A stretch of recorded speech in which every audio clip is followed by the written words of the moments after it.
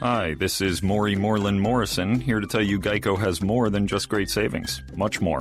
Geico's been around for more than 75 years, back when they were using Morse code. Sorry, that's just my sense of humor. What's more, with Geico you get 24/7 access to licensed agents on the app, online, or over the phone, so you can talk to them at night or in the morning. So forevermore, just know that no other auto insurer has more than Geico. More power to you. Geico. Expect great savings and a whole lot more. Blog Talk Radio.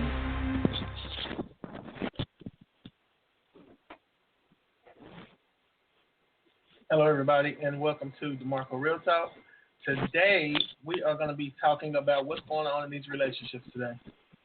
Some people might get offended, but oh well, we don't care. We're just here to tell you the truth. We'll never sugarcoat a damn thing on this show, and everybody already knows. And with that being said, without further ado, I would like to welcome my co-hosts that are on the show today.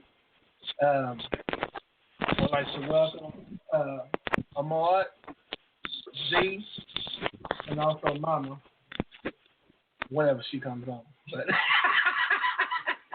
I would like to welcome everybody and just let y'all know that's what the show is going to be about today. If anybody wants to call in, the number to call into the show is going to be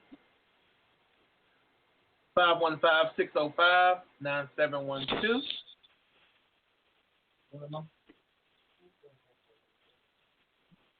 If you have a question or anything, you want to talk, make sure you press the number 1.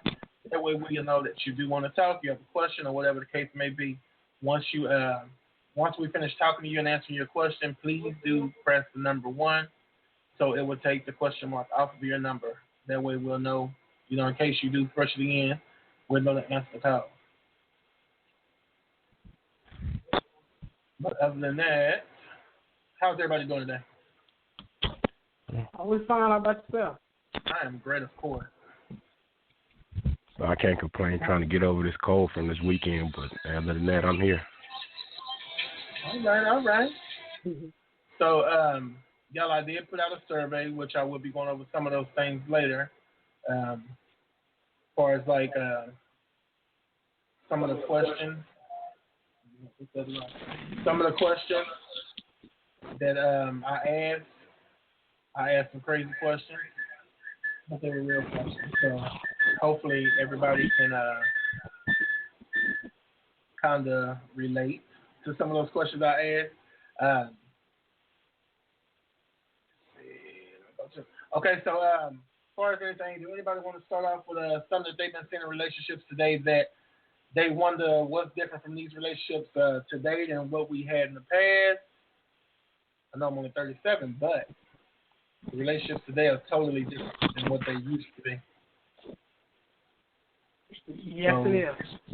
So, so I know I hear some people say some things about, that the man should still open the door for the women and stuff like that. And as far as what the woman should do, the woman should know her role. The man's supposed to know his role. And how do y'all feel about some of that right there?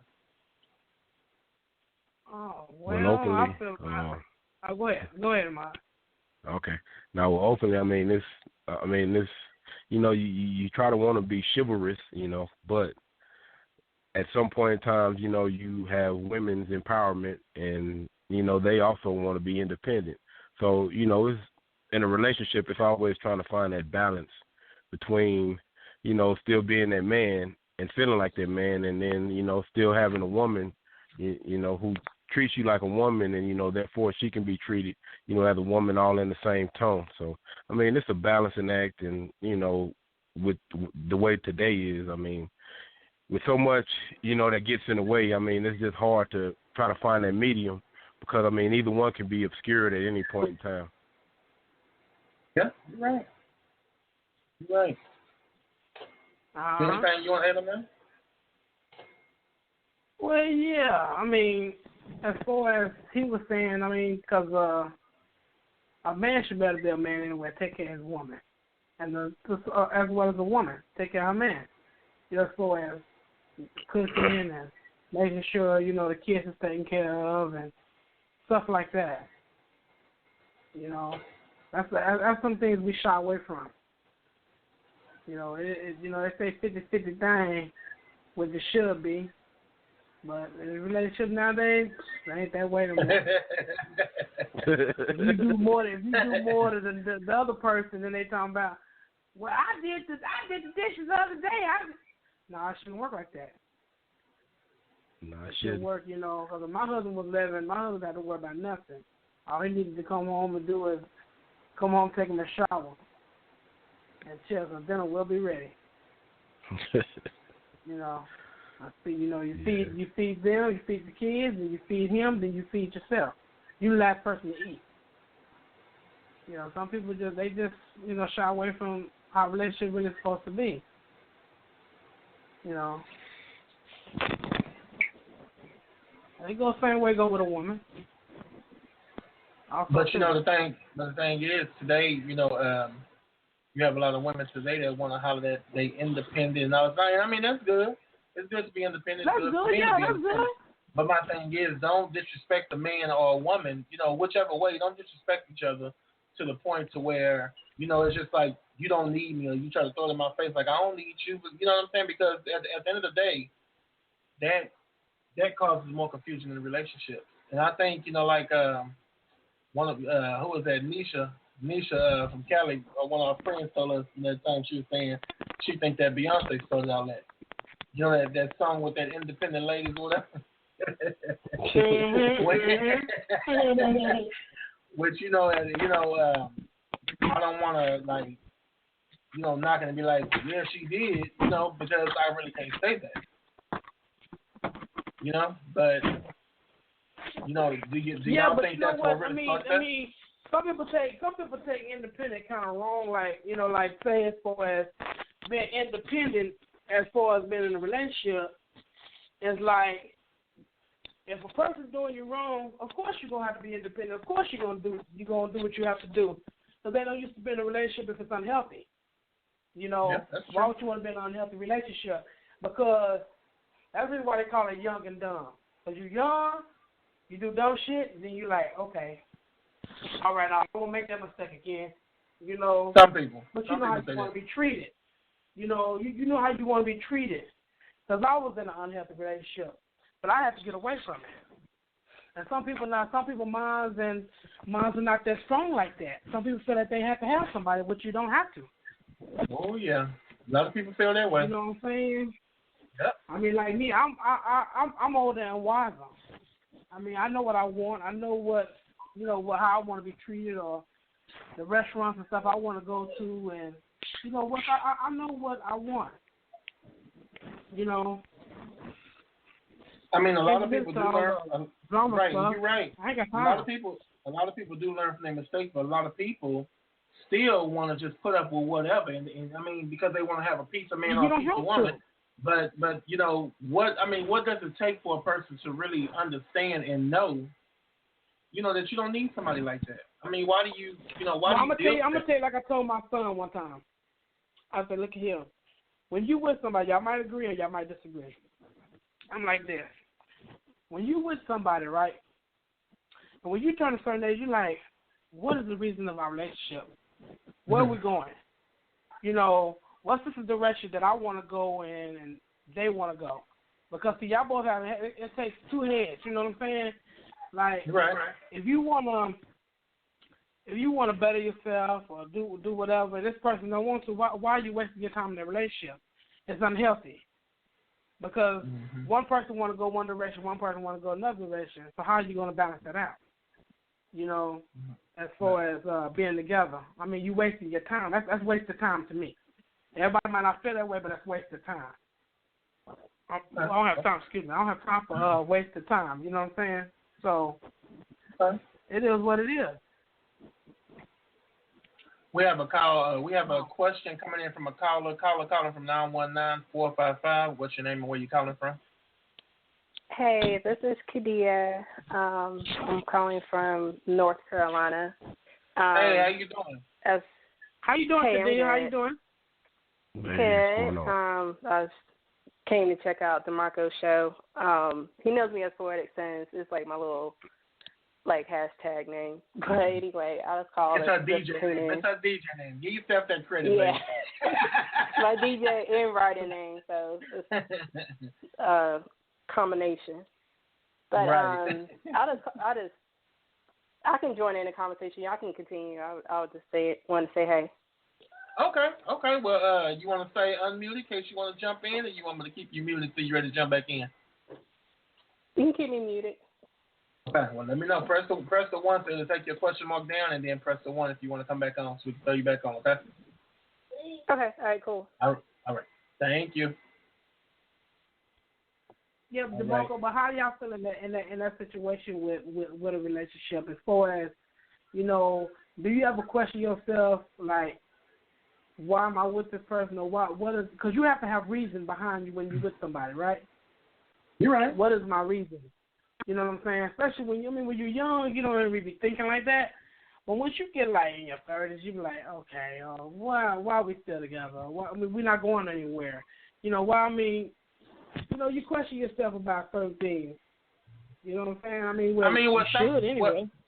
You should, but the thing is, some people don't mind. Some people want to stick with their relationship, and you have to understand if things ain't getting better. If you're going to set up and settle for whatever, and people tell you that they don't want to be with you or they're going to leave you, what else is? That's a waste of time to me. If you know you want to be married and this person don't want to marry you, why are you still with them? Where's our relationship going to end up at? Where are we going? You know what I'm saying? Like where are we going in this relationship? Are we going to get it better, or some things is not meant to be? Some things just doesn't work out. You say that again. But some people still deal with it. It don't work out. You just learn how to move on from it and keep it moving. Because you should learn. There's gonna be somebody. Yeah, because it's gonna be somebody out there that's gonna want the same interest that you have. You know, like, okay, we can go somewhere with this. Maybe we can get us a house. We can do this. We can get married. Stuff like that. Because it's a beautiful thing.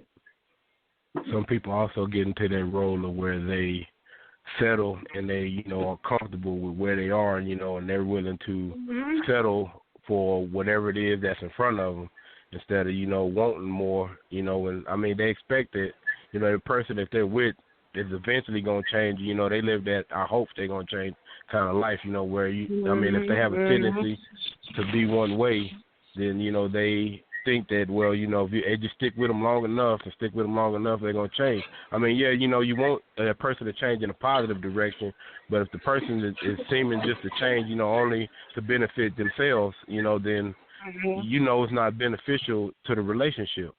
And, the thing about it is, if that person's trying to change for a positive better, that person is trying to do the right steps to, ensure, that your future with him, or her, is lasting long, then, that person too should want to open up to accept that change and not be so closed in. So, either way it goes, you can have it be one way or have it be another way. In the case of a female, she just wants to cling on, or a male for that instance, he just wants to cling on to his relationship, because, he feels like he or she feels like that's the best thing that they have. From compared to what they used to have, that's the best thing that they have, and that's all that they know, and that's all that they're used to. So instead of having somebody that was in an abusive relationship, now they're in a relationship that's not abusive, but he still has that control, and he or she still has that controlling way to get what they want out of the person without having to lay a hand on them. But they think that because they're not getting abused or beat up, get hands laid on them, that, this person is treating me better, because I'm not getting beat up like I was before. But nonetheless, this person is still manipulating them, to get what they want out of that person, because they've already been battered to the point to where they can't see past what it is, that they've been through.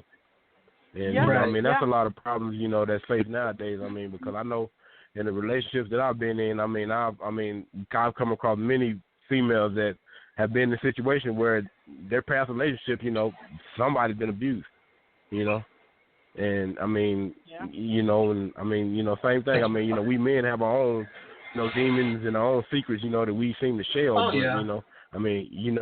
We also come in with our own problems too. So, it's always trying to figure out that person as best possible by, just studying them and trying to figure out what it is that they really want. And, you can't never have a survey that could actually give you every question that you could possibly want to ask somebody and get the right answer out of it. So, it's always playing a guessing game when it comes to relationships. Right. Okay. And I'm gonna come back to that. But let me get these. I have two questions. I have a caller calling from 281-515. What's your name and where you calling from? This is Ariel. I'm calling. Oh, hey. Hey, how you doing? Hi. Thanks for calling in. Fine, and you? Well, we are pretty good. Gonna start getting heated, but we good. What's up?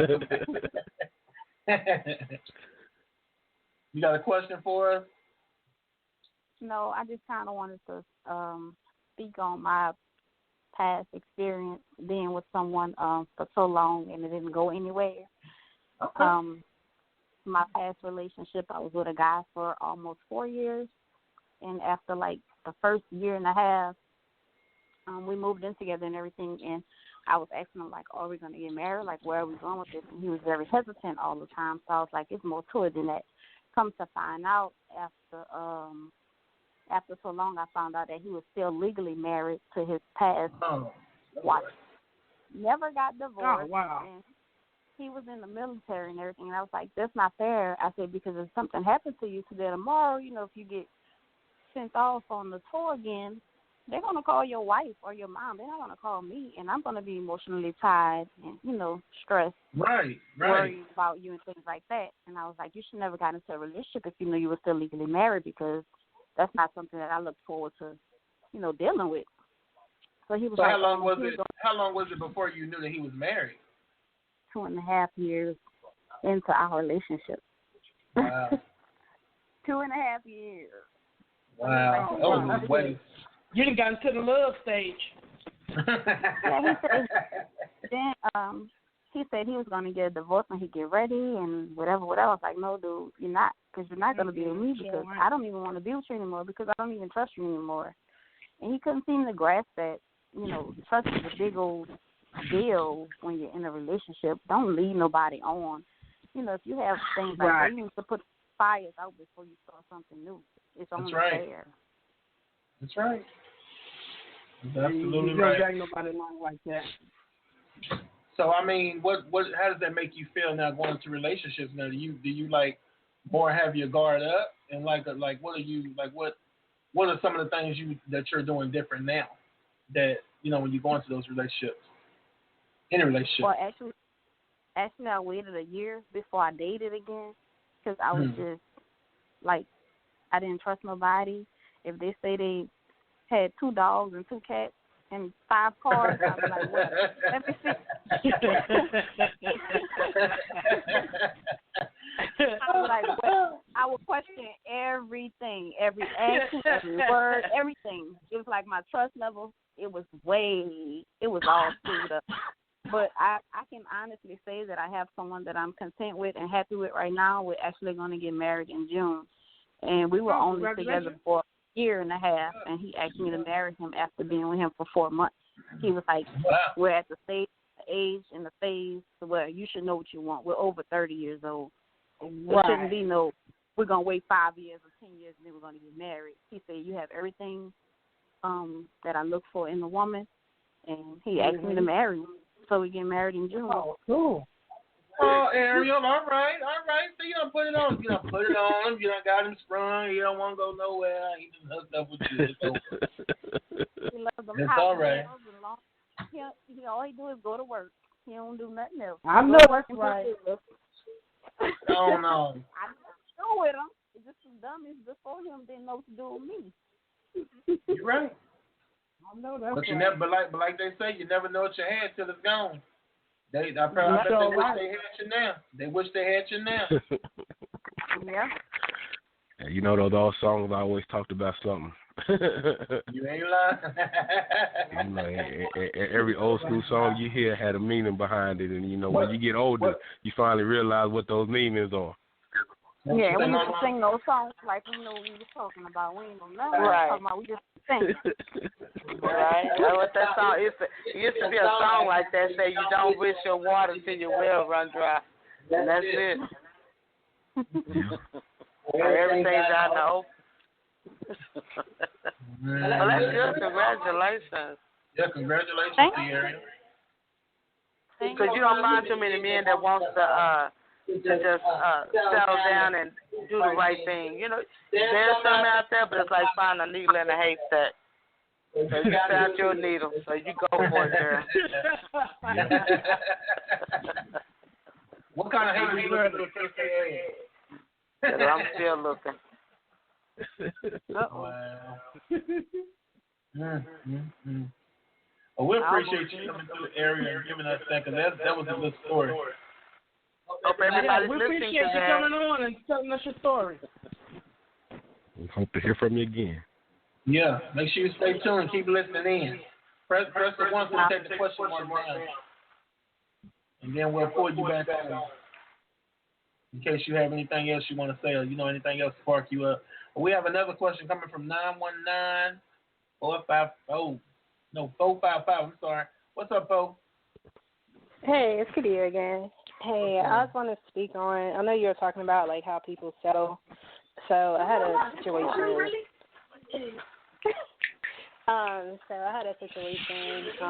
I'm married now, so it's like the relationship I had before I got married. And so what happened, this guy I met, he was, like, awesome. Like, he was perfect.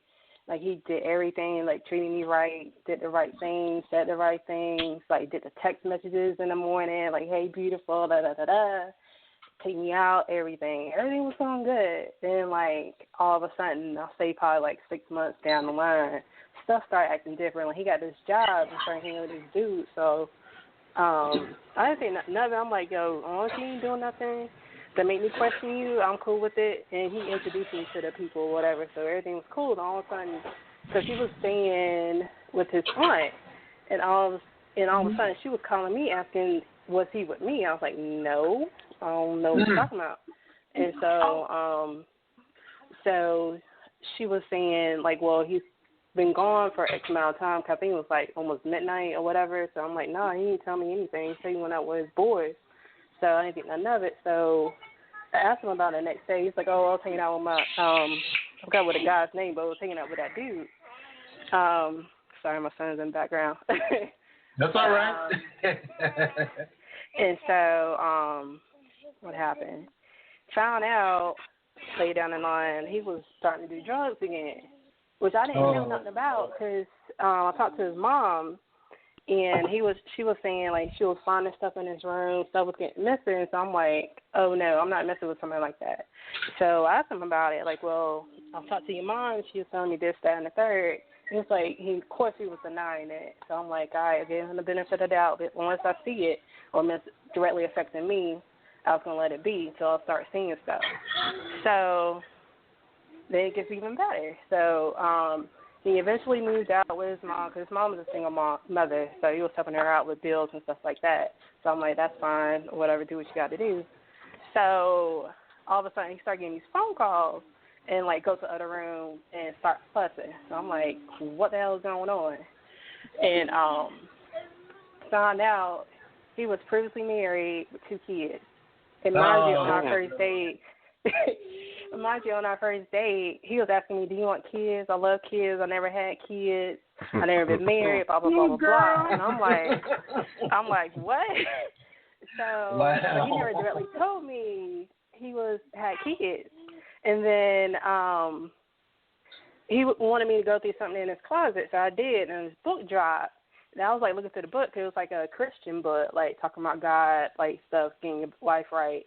So I was flipping through it, and all of a sudden 2 pictures fell out. And it was pictures of little girls who looked just like him. And I was like, wait a minute, these little girls look just like you.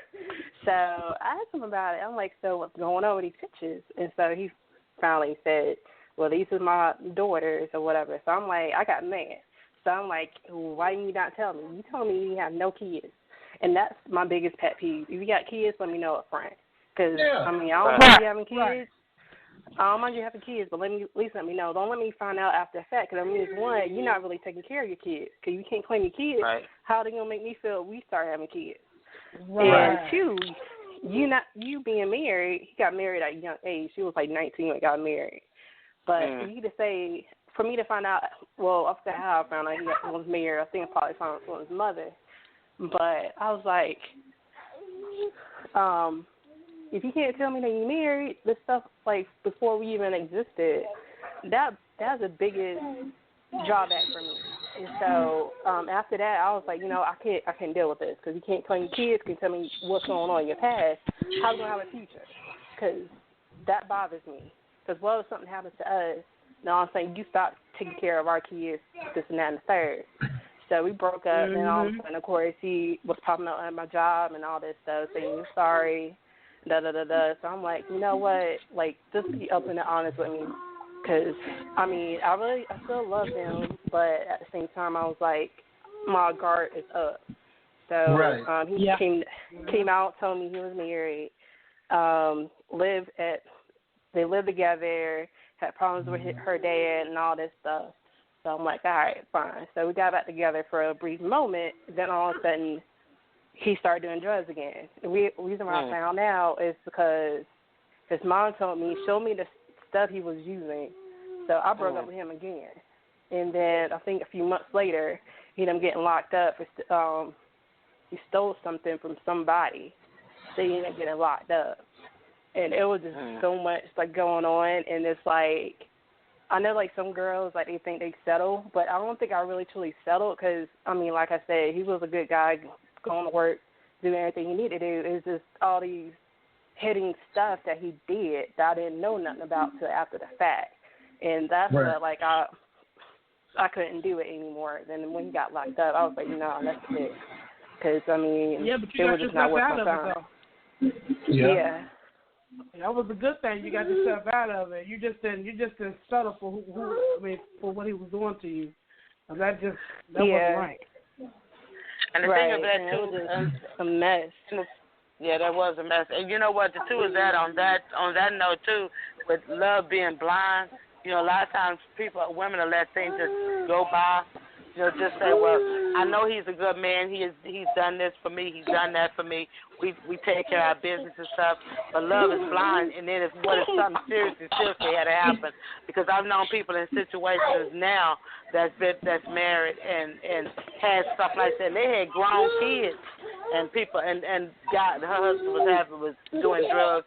Somebody came. She was staying with her mother, helping her mother out because her mother's kind of elderly now. God came in the house, told he wanted his money.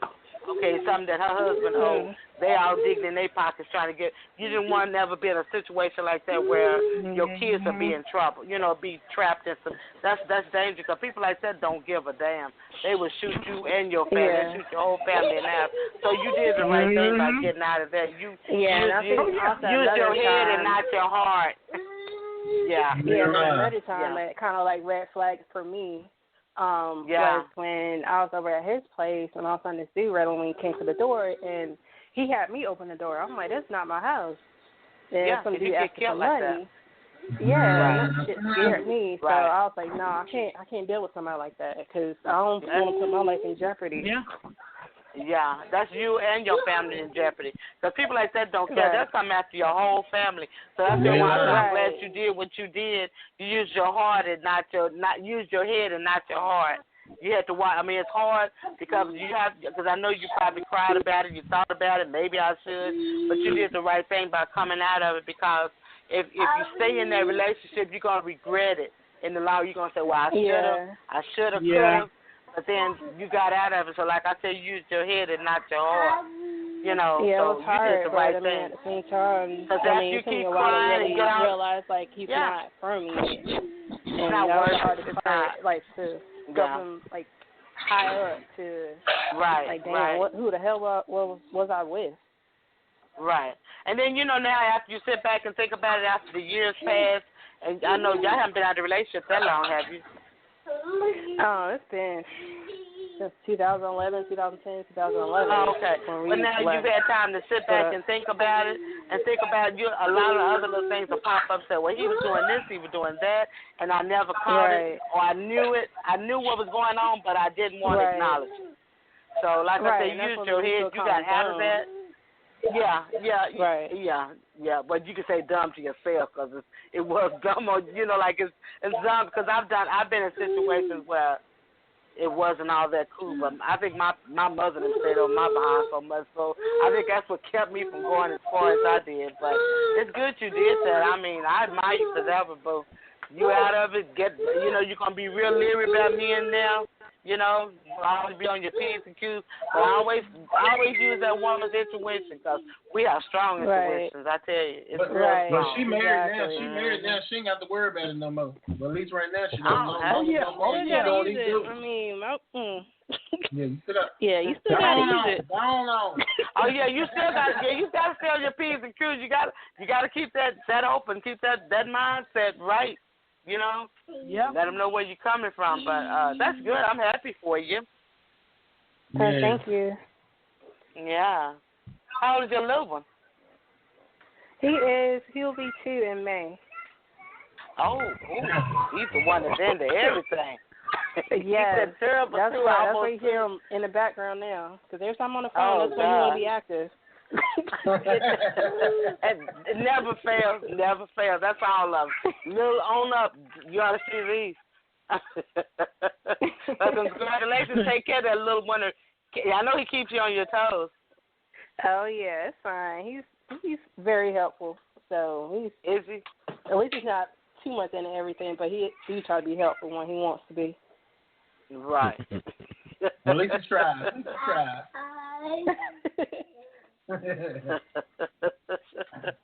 Well, we're glad you shared that, and if you got something else you want to say, make sure you press that 1 and come back on here. Right, I'm probably finna, thank you. We probably finna really get it lit now, so y'all be waiting.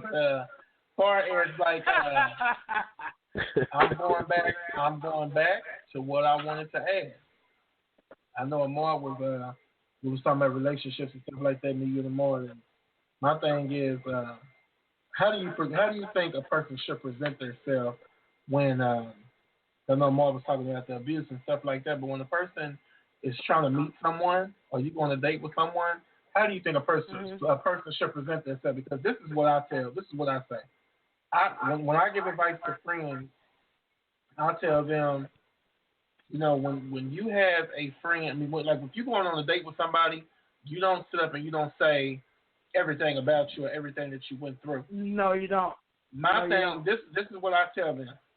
When you go on that date with that man or that woman, you go on that date and you basically say that you're going to an interview. That's what I want you to do. Mm-hmm. You say you're going to an interview. You go there and you tell them what you are looking for in a man or a woman, what you are looking to get out of that relationship, and where you're trying to go, and in life or in the future, what you want. Because my thing is this. If you tell a person that, I've been abused, I've been beat, somebody used me, took out my money, he did this, he did that, and the other, what he going to say? Where that nigga at now? Or where he at now? You know what I'm saying? And I'm being real, because that's just how men talk. Shit, where he at? Shit, what you but you can't. Don't put it out there like that, though. Right. But what I'm saying is, take the initiative and do it as you're on an interview, telling them what you want and what you're looking for out of life.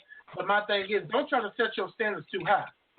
Some of these women out here, some of these men out here are looking for these motherfuckers making 6 figures. Ain't nobody making those. You ain't gonna just find nobody making those 6 figures. It ain't gonna happen like that. Right. What you have to do, you have to crawl before you walk. And that's what a lot of people don't realize. Some of these people out here want to be with somebody who got a badass Cadillac, badass Lexus, whatever. You know what I'm saying? These top of the line cars, these badass house. Somebody that can buy them these purses, this, that, and the other. What you really need to be looking at is really how this person is. What does this person have going for? What does this person want out of life? And my thing is this too. I have a friend tell me this. I'm looking for somebody with no kids. I say, motherfucker, we 37 years old. You tell me who you gonna find with no kids. Tell me who you gonna find with no kids. No. I want to know. Either she ain't got no eggs, her eggs done goddamn dried up, or he done dried up somewhere. You tell me, who the hell you gonna find that over? I mean, I ain't saying nothing wrong with going younger people, but who are you gonna find? So tell me if I'm wrong. I mean, how do y'all think that you should proceed when you're going on a date for a relationship or something like that? What do y'all think? Yeah, I think you're totally right on that.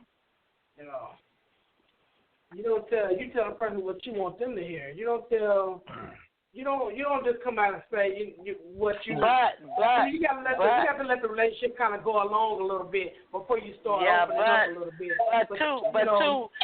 But you don't tell all of yours. You don't tell them all what I work at such place. I make such amount of money. It ain't none of their business. What you make. That's right. And the thing of it is, you leave yourself wide open when you say, "Well, I've been in this relationship. He did me like this, and so and so did me like that, and he took all my money. He used to take my rent money and all that stuff." You leave yourself wide open because they're gonna say, "Oh, shoot, she's a good candidate." Because she work hard. She work hard. When you're talking to somebody face to face, right? When you're talking to somebody face to face, you can kind of get that vibe from them, like. I mean, like, okay, I'm 40-something years old, so I know the laws and all that old kind of stuff they like to say, like, like, yeah, you think if you ain't gonna say this thing in your mind, like, yeah, this moment, he lying, but like, you kind of get that, you feel that, you know what I'm saying? You see that in the body language and the way he's talking, like, yeah, and, and you be like, okay, so you tell him just a little bit, about your relationship, my husband been there 7 years, and, we had a good relationship, blah, blah, blah. And that's it. That's all he needs to know. I got, my kids are grown, this and that, blah, blah, blah, blah. But when it comes to the other stuff, I've been in a abusive relationship, and then this boy did this, and this, no. I ain't it going ain't none of your way. business. No, we ain't That's going later on. That's later on. That's a 2 or 3 year point. That's 2 or 3 year point. That means you feed them a full dinner right there. Mhm. You feed them a full dinner right there. You don't want. Remember that movie Temptation? She told too much information. She told too much, so he was thinking in his mind like, okay, now I'm gonna get her. She gave in. Yep. He got her right where he wanted her, and she told too much. Yep. She told him too much. But that's what a lot of people showed her that excitement, and he gave it to her, and that's the way he did it. That's how he did it. That's how you get them. That's how you get them. You got a lot of weak-minded women, though. Yeah, but is a date even a date anymore nowadays? I mean, what? I mean, because we talk about what's etiquette for a date. I mean, 9 times out of 10. There are no, first time y'all meet, within the first week or so, y'all probably going out. But between that time, y'all having conversations, more than likely. I mean, if you're feeling that person, so before that first date set up, you had that conversation to either set some groundwork or even to lay some ground rules, before that date even happens. And after that, you pretty much just, you should be in that role. That's how I see it nowadays. Maybe back in the day, courting was a whole lot easier, whole lot simpler. It was. It really was. Compared to now, I gotta agree with you on that one. Everything is, instant, because it's like, you want to go from a date, and this ain't everybody, but, like I say, this is just how I'm going to be, this is just my aspect on how I'm going to give it. You go on a date, and 9 times out of 10, either the woman or the man is thinking that, okay, if this is our first date, 1 or 2 of us is going to be thinking about skipping that date, going to the room. Either the woman's going to be thinking that that's what she's thinking, that man is thinking, or the man's going to be thinking that either or, that's going to be the tension right there. To gauge whether or not then, those other tensions set in, whether, is this person, really crazy, this person sane, is this person legit, this person a liar, this person all of that. And you can't really give too much, like I've been saying.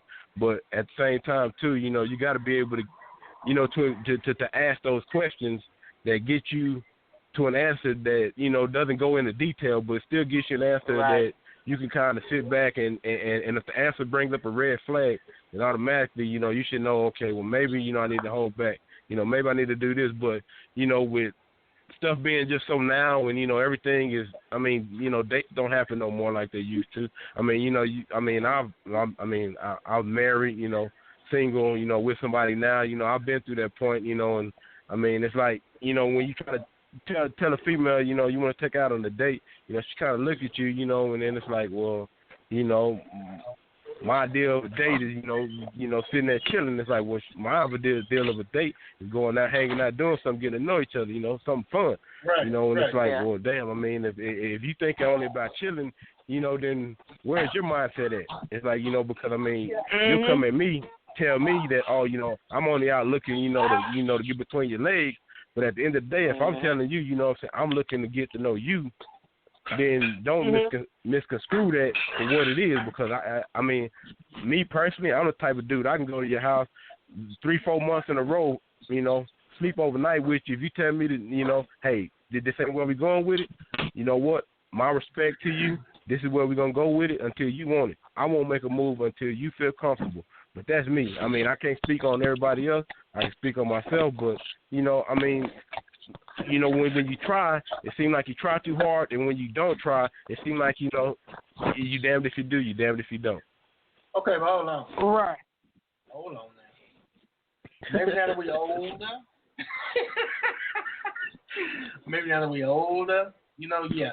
But I'm just saying, today people are doing like we were doing when we were younger. I mean, you know, they ready to jump in the bed real fast. I mean, but you just can't jump in the bed with anybody.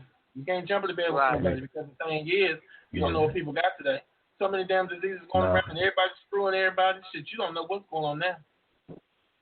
Yeah, you're right. I mean, 'cause I know what I mean. When I got out of my marriage, I was like I was 18 years all over again. It's like, man, I'm 29 now, and here I am, you know, wilding out like I'm 18. And when I had to sit there and think about it for a minute, you know, when I had to sit there and think about it, it was like, man, damn, what am I doing? You know, and it's like, you know, I'm just like, man, I ain't 18. You know, I can't, you know, this has consequences now because I got kids too. You know, it was a child at the time, but it's like, you know, I got kids. You know, it's things I got to think about. You know, and I guess, you know, that's the process, you know, of really growing up. I mean, you know, especially when you're growing up in a relationship. I mean, because, you know, I didn't have, you know, with me, you know, my 18 to 29, you know, I was with somebody, you know. I mean, so, you know, all my teenage years was gone. So, you know, I mean, you know, my teenage years and all those years, you know, you had dedicated to fuck up, you know, with, you know, doing with somebody. So, you know, I mean, you know, it was like that release from prison, you know, when you got that divorce paper signed. Yeah. You know, but, I mean, now, you know, it's like, yeah, you're right. You know, you do think about the things, you know, that you want and the things that you don't want. And, you know, you try to find people based towards that.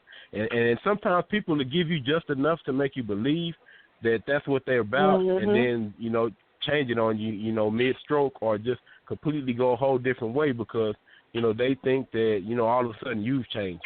And, you know, with today's relationships, they're always forever changing. So you should be able to adapt. If you can't adapt, then, you know, I mean, then the relationship won't survive. Oh, no. That's true. How true. Wow. Well, yeah. I think that's a lot of people's problem nowadays is a lot of people don't want to adapt, you know. A lot of people are so set and, you know, this is how I am, this is how I'm going to be, you know, this is what it's going to be about. If you don't like, you know, if you don't like it, move on. And it's like, you know, and then, you know, you got those that, you know, okay, they adapt too much, you know. You know, they steady change, try to change for somebody, and then, you know, all of a sudden they lose themselves because they're in a relationship where they're steady trying to change for this person. And, you know, all the less, you know, they're changing, losing who they truly are as a person. Right. Yep, that's true. Go ahead, Poetic. I see you tuned. I see you hit the one, Poetic. Go ahead. Hey, so I want to speak on the dating part because I'm 32 years old. So when I really was dating, my main goal with dating is getting to know that person and seeing, is this somebody I want to be with for a while, or is this somebody I kind of just want to be the friends of benefits? So, because I think, like with me, when I go out on a date and I want somebody to be serious, I want to know, like, what things do you like? What do we have in common? What goals are Right. like, what do you want in your life, and what are you looking for in a relationship? And Right. so I think based on that, it's like kind of you can weed through, okay, is this somebody I want to take serious, or is this somebody I just want to be a friend with benefit? But a friends with benefit, I think it's not like a personal type thing. Because not everybody wants Right. somebody with friends and benefits. Sometimes people want to wait. So people, I mean, it depends what you want to do. But, I mean, I always took dating as getting to know that person. And if it's somebody I think is going to be a long-term person, I might go in and see if they want to get married, do they want to have kids, how they feel about moving in, like do you want to move in before or after you get married. I mean, kind of like I guess you get kind of feel the vibe of that person too. So I think there's a lot of people steer away from now because like my best friend, she's a year older than me, and she always wondering why she can't get the right guy. I'm like, well, who are you attracting? Who are you trying to get to know? And she don't really go on dates per se, or she goes on dates and automatically want to jump to the bed. And I'm like, well, maybe you gotta look at how you dating. What are you doing that's not connecting to what you want? And it's like you gotta look inside yourself before you try to look inside somebody else. And I always tell people that you gotta know what you want before you figure out what you want in somebody else. Because they're going to reflect what you want, what you're looking for. So if you want to just go jump in the bed, that's all they're going to think you're going to be about. Because you don't want to get to know that person. You just want to know, like, hey, what can you do for me sexually? Then that's all they're going to think you want. And so I'm like, you got to look for, you got a guy, like, where you want to go on that date. And, like, I also had another issue where, because I'm kind of a curvy girl, so a lot of times when guys see me, they look at my physical appearance, not trying to see, like, okay, this is what she has in her mind. And I'm like, I always, like, if some guy's trying to be like that, I'm like, no, I cut him off. Because I'm a lot more than my body. So, and that's what I tell my friends, like, you got to guide how you want your date to go. If you try to go into the bed and you don't want to do that, and then say, hey, this is not for me, but you don't do that. And it's like, you got to realize, like, you got to value yourself. If you don't value yourself, then you're going to accept anything. And so, I mean, I just think that there's somebody. Because that's true, because there's somebody out there for everybody, and a lot of people, a lot of guys are after people with the looking at the physical appearance, because I'm not exactly a size 2 myself, but still, you know, I ain't a size 2 don't know who looking for I ain't no 12 either, so I'm not gonna let you know. I'm straight up. But like I tell, like I have a not to call no name. I know somebody now that if that person not fine, got long hair, curvy body, you know, got it out, thinking she's all that, this person loves them. He loves them. But I always tell you, he got burned with this one person that did him in. Burned him good. I mean, he wanted to leave her, and when he decided to leave her, every man, we didn't find out until later, every man that wanted to leave her went to jail or something. And she'll acquire domestic violence in a minute. And this person had a hard time getting out of this situation. Oh, it was a mess. Oh, my God, it was a mess. I don't even want to hear the girl's name again. I don't even want to know nobody close to that name. And but I tell them all the time, I say, you know what? It's not what the outside is like. You got to look at it. It's not the outside of the person. It's the inside of the person. You got to get to know a person. You'd be surprised. That person could be the ugliest person in the world. She could be big as a house. But if she's got a good heart, you got to learn. That's something that could grow. You know? It's not always the outside. I mean, I'm not saying he should get the biggest girl in the world, but because he's a small person. But still, don't look at the outside. Look at the inside. That person could have a lot. Y'all could have a lot in common if you wait. Try to fill her out and try to have. But you know, I've been at the dating scene for a long time now. So because my husband been dead since 2004. So this guy was trying to date me too. That's just not the same situation. The other situation is another family member, and but this guy was doing some work on my house, and he was talking and trying to throw his little, saying he got this, he got that, and, I was like, okay. But I thought he was talking to my cousin. My cousin was talking to him because he was helping at the house. And I told him the next day when he came back the next day, I told him, I said, oh, my cousin's not going to be here today. She said, sorry, she missed you. And I say, she'll be here tomorrow or the weekend. And he said, oh, I wasn't looking at your cousin, I was looking at you. And I'm like, what? I wouldn't even, and then the things he was saying at his age, because I'm at that stage now, it ain't one of those things where you go eat a hamburger or go to the movies now, and he was already, girl, this man was already in the bedroom pretty much. The stuff he was talking, and I said, he's too old for that. Who talks to people like that? He said, I'm going to take you to Vegas. This man ain't bought me no hamburger or nothing. You talking about take me to the bedroom. That ain't finna work. I'm just keeping it real. I'm just keeping it real. I mean, there's ways, because I like to cook. I cook pretty good. And I'd invite him over, like if I cook something, he done did some work here. I invite him over. I call him if I cook too much. I said, come by and get your plate. And he talking about, do your grandbaby, because my grandbaby says to me, your grandbaby see what you, I was like, I said, let me tell you something. Don't come up in my house like that. Don't come up in here because, you come up in here and this might be a problem. Because, I wake up, because he had the key because he can go in and out because he was working on my house. He was a nice guy, don't get me wrong, but you went about things all wrong. I don't know if you thought you were 12 or 16 or what, but, it wasn't even going there around here. Because I'd have been there with he got money, but he tight as a damn donut. But he got a house, too. He did. He had a house. He got the money. He got a house. He's cheap as hell. It just I ain't got time for all that. I'm old school. I ain't down with all that. You don't tell me we finna do this and we finna do that. Or and when your son move out, I can let my son. He told me one day. He said, I can let my son have my house, so my other son don't have a house. And when the mother to move out, I can rearrange us women. Hold up. We're not even dating. What you talking about? And he talking about, I thought maybe we could get, oh, no, it ain't like that, boo. No, it ain't like that. Because ain't nobody going to lay their rusty feet over here and leave a sock. I don't let you leave nothing. You take everything with you. My mom used to always say, I'll never let a man leave a sock at the house. Nothing. You take everything with you. It ain't even going that route. You ain't getting the first base first. It ain't even finna happen. So I done cut all that off, so he done stopped calling, which is fine with me. I ain't no love lost. But you just got to watch, because if I had said yes, okay, what if he just wanted to just come over here and just have a love relationship, just go to bed? That wasn't going to happen. And he going to say, well, after a while, he might have found somebody else who want to be with somebody else. Go on. You just got to watch. You got to keep your guard up. You really got to keep your guard up. And my guard was all, my shield was all over me because I wasn't even going to go there. But, Mama, look, you didn't like him because he was too short. He was a little short. Mama, he was a little on the short side. But look, you could have let him take you out for a burger or whatever he's going to take you out for. But see, you never gave him that chance, Mama. You just so mean. No, he blew that when he asked to go to first base. That's what got me. Mama, well, you should have told him, no, you ain't even pitched the ball yet, nigga. Hold on.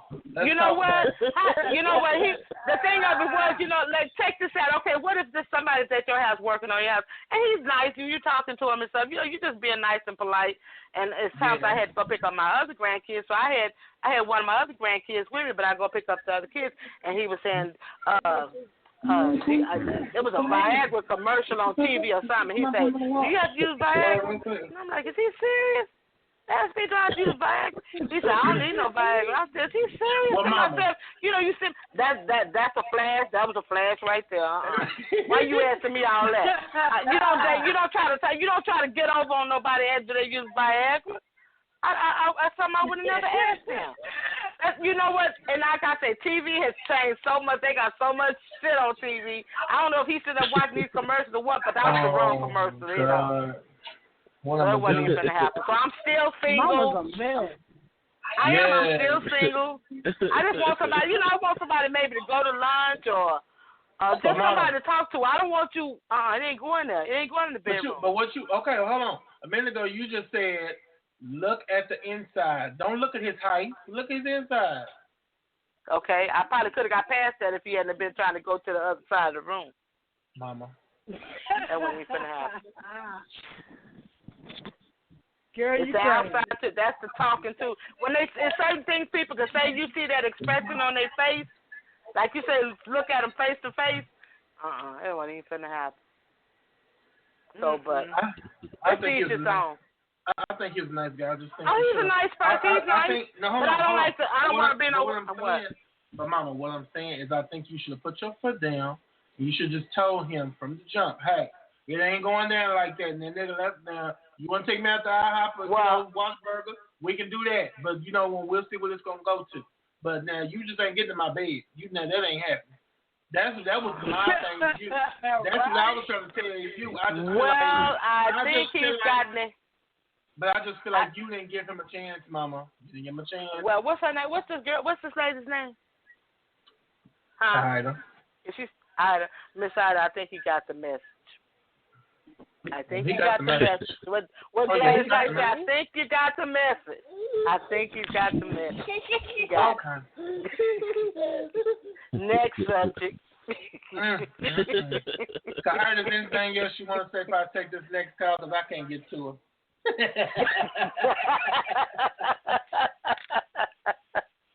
Oh my God. Well, I have another caller that's trying to ask a question.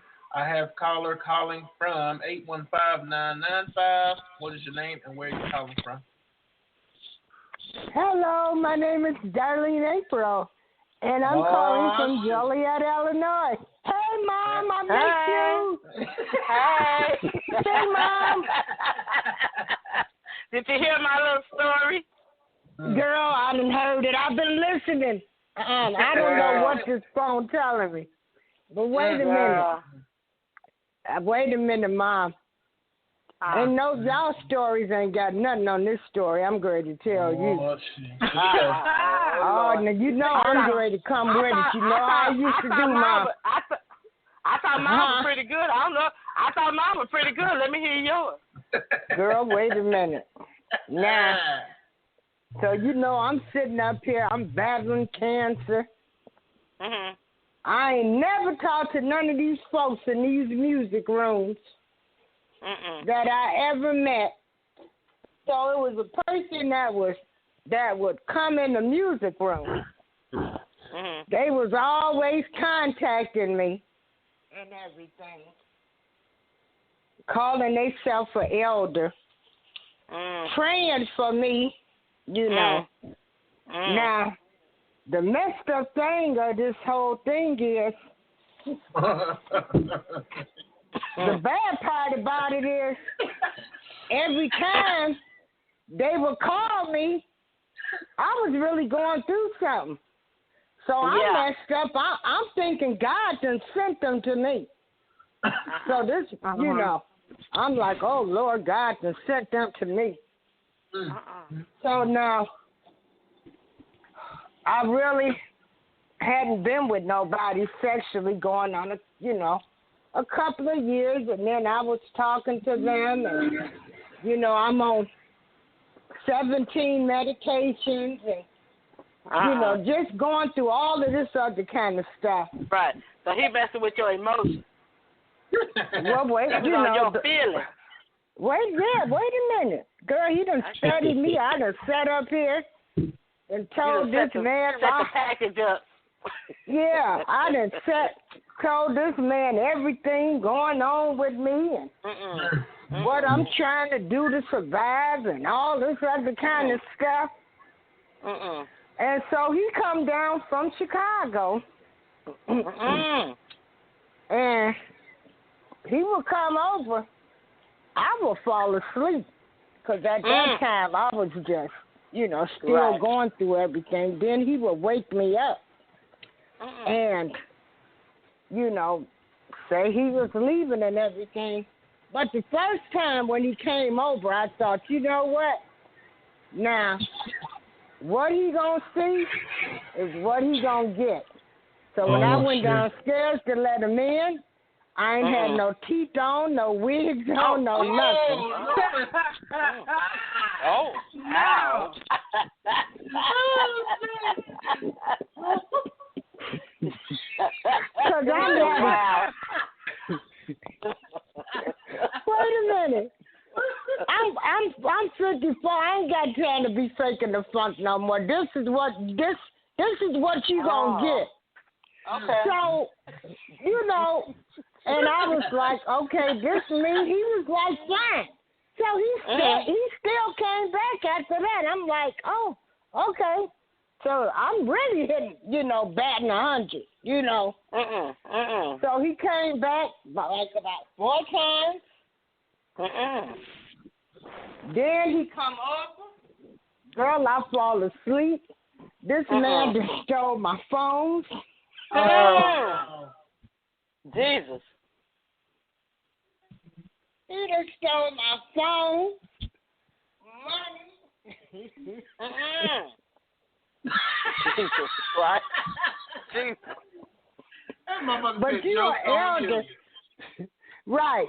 But you the elder in the church. You know. What? Doing all of this. But then my dumb ass, I forgave him. Jesus. Oh, Lord. Did you pray about it first? I take it you didn't pray about it. I take it you didn't pray about it first before you took him back. I prayed on it. I still thought God had sent this man to me. Now, even after he stole from me, and don't even ask me, because everybody like, what did he do? I said, do not even ask me, because I was supposed to have been way better than this when it came to game and being played. But I said, when you sick, you know, you in a whole different frame of mind. That's true. That's true. You know, and then when he would come down here, he would cook. I mean, I didn't have to do anything. He cleaned my house, washed the walls, did everything. And I only gave him some. I gave him some once, but it was like, you know, I was on so much medication. Jesus. Oh, my God. You know, going through the change all this medication, my sex drive really ain't all that high. And so I'm just like, you know, I'll probably never keep a boyfriend or something now because I don't have no big, you know, sex drive or anything. Oh, okay. But there's other things you can do, though, besides just sex. I mean, there's other stuff you can do. Oh, yeah. And that's what I'm saying. I mean, like I said, when he would come down here, I mean, he would stay with me for like 2 or 3 days. It wasn't about the sex. I mean, he would just clean. He would cook. Like I said, wash the walls. He would go to the store because I was in like bad shape. Then we just sit here, watch movies. You know, it would just be us. You know, and then I was really at a lonely time. I didn't think anybody would find me attractive, you know, because, see, I had just started, they had just started taking, you know, my teeth out and stuff because when I was going through the radiation, that, you know, they had started taking them out because they were all black and stuff. So I was having my own insecurity issues. You know, I had no hair, no teeth, so I wasn't feeling really that great about myself. You know, people can sit up here and they be like, you know, you get up and look in the mirror and you be like, well, I'm glad I'm still alive. That's a damn lie. You get up and you look in the mirror and you like, oh my God. My hair is gone. My teeth is gone. You know, you not feeling all that great about yourself. I wasn't, you know, that's just how I was feeling. And so they sort of boosted my self-esteem up. Now, after they done stole from me and I forgave them and they came down here to Joliet, they wanted me to then marry them. And I thought, I can't marry a thief, much as I didn't. And then they were 10 years younger than me, No, 11. Because usually I do like 10 years younger and then 10 years older. You know, I would go with that span. But then I thought, no, they just trying to marry me because, see, I'm going to get a little bit of Social Security check and come stay here and got a car they get ready to benefit. They wasn't really messed up about me. They were messed up about the things that I had to offer, where they thought that they would just sit here and take care of me and not have to do anything. But then you stole from me. But it took me a while to sort of bounce back from that because, like I said, I'm not used to. I mean, I grew up, even the whole way I grew up, I've always had people stay with me. Even in my house, I've never been the type of person where I got to hide my stuff, I put up stuff, you know. I've never lived like that. But now, first of all, I don't never want no man talking about they in the church, because them the worst ones, you know. And then you want to sit around and talk about where you drink. But I never said I was perfect, and I don't be judging folks. You know, I go to church. Yeah, that's fun. I go to church of God. But at the same time, like they know when I leave there and I'm at the Bible study, and I'm like, oh, see y'all later. I guess I might go have a drink or something. Because I tell everybody I don't know what I'm going to do. And then I'm going to go to clubs and dance and everything. But you were so busy trying to judge me and what I was doing, then it was like, no, dude, I don't steal from people. I don't steal from folks. You stole from me, and you call yourself an elder in the church. You can miss me with that. It took me 9 months. No, it took me 9 months. I just got rid of this dude. This dude that got my Social Security number and everything. Oh, Lord. I mean, if I even told you half the stuff that this guy had did to me, then he got mad because I didn't want him. I mean, then next thing I know, I got these so-called people calling me, talking about get this man a chance and all of that. And I'm like, a thief? A thief? I can't fall asleep, and I got to worry about somebody stealing from me? But you no, know that what? takes a lot from me. Then you up there in Chicago. I don't know what you doing when you not here with me, but you know, you disappears for days. You know, you don't answer your phone and all this other kind of stuff. But then, you know, so what you doing up there? To me, it was like he was living a double life.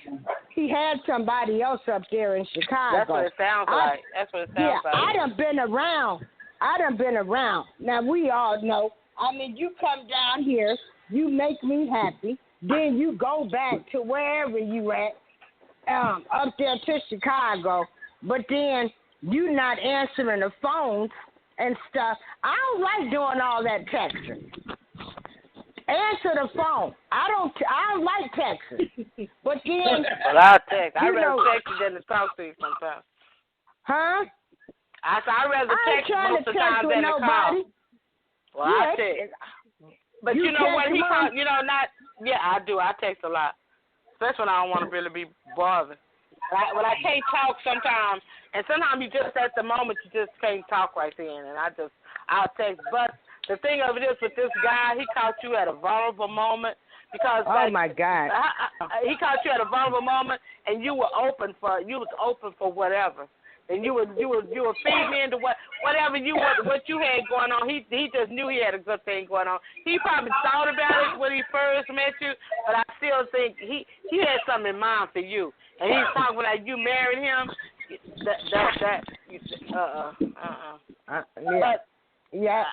But it took me a minute because see, even after, cause see, one day my son come over here. And my son was like, what's going on? And I'm like, nothing. Because now, you know, when we got boys, they not going to let our sons, you know, they don't want nothing to happen to their mother. And so my son was like, well, Mom, what's going on? And I'm like, dude, you know, like, gone, because I know how crazy my son is.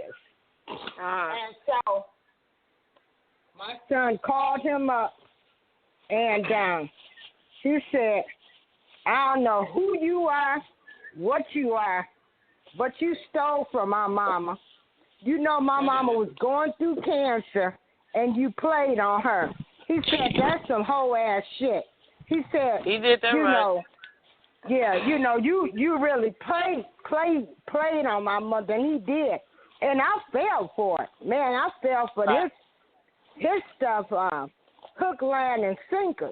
Oh, my God. Yeah. I mean, I thought God had sent this man to me. Yeah, I really did. Yeah. I mean, it was like, you mean to tell me I wait to be 54? And boom? Yeah. Oh, my God.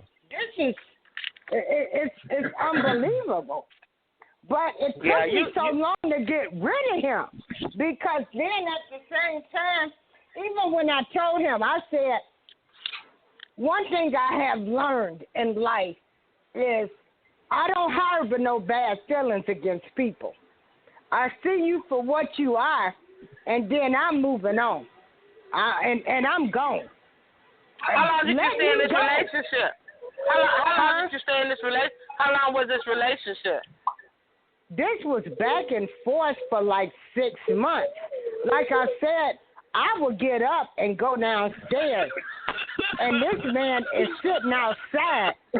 He was just so determined to win me back. And I'm like, you know, you stole from me. And then wait a minute, I wish I could send y'all some of the text messages. He gonna say, he gonna tell me, he said, how did I steal from us and we supposed to be one? We won, all right. No, we won apart. We won state apart, or one city apart. But you know what? That's why I say you always keep your guard up, because because me myself, I'm 60. How old am I? 63. I'm 63. I'm 63, and this is back in, how long has this been since I ever did my hair? Oh, Lord Jesus. Oh, did I call his name in? Oh, what the hell? I ain't dating his ass. Hell, what the hell? But, oh, Mama, I done missed you so much. But, I done said it now. Everything that I know, shit, I done said it. But the thing of it is, I just wanted to be friends. I didn't want nobody on that level. I wasn't ready for that level right then. Sometimes you kind of got to work your way around a lot of that stuff. Just work your way through it. If it comes to that later, then let it be. But for right now, when you reach a certain age, okay, this should have taught you a lesson. This should teach you a lesson right now. Your lesson has been learned. You learned your lesson, hopefully. Don't fall But my whole thing is, this is what I'm saying, because, I mean, I was really so embarrassed. I didn't tell anybody what was going on with this whole situation. That's true. You won't. I sort of withdrew because I was ashamed and embarrassed, and then it was like, then this Negro done stole from me, and I mean, it was an experience. But my thing is, I was like, well, what am I supposed to do? Like when I finally started talking to people about it. I said, okay, I'm sitting up in my house, minding my own business, communicating, so what are we supposed to do now? Hire a private detective when we meet somebody? No, you don't have to do that. Just let it go.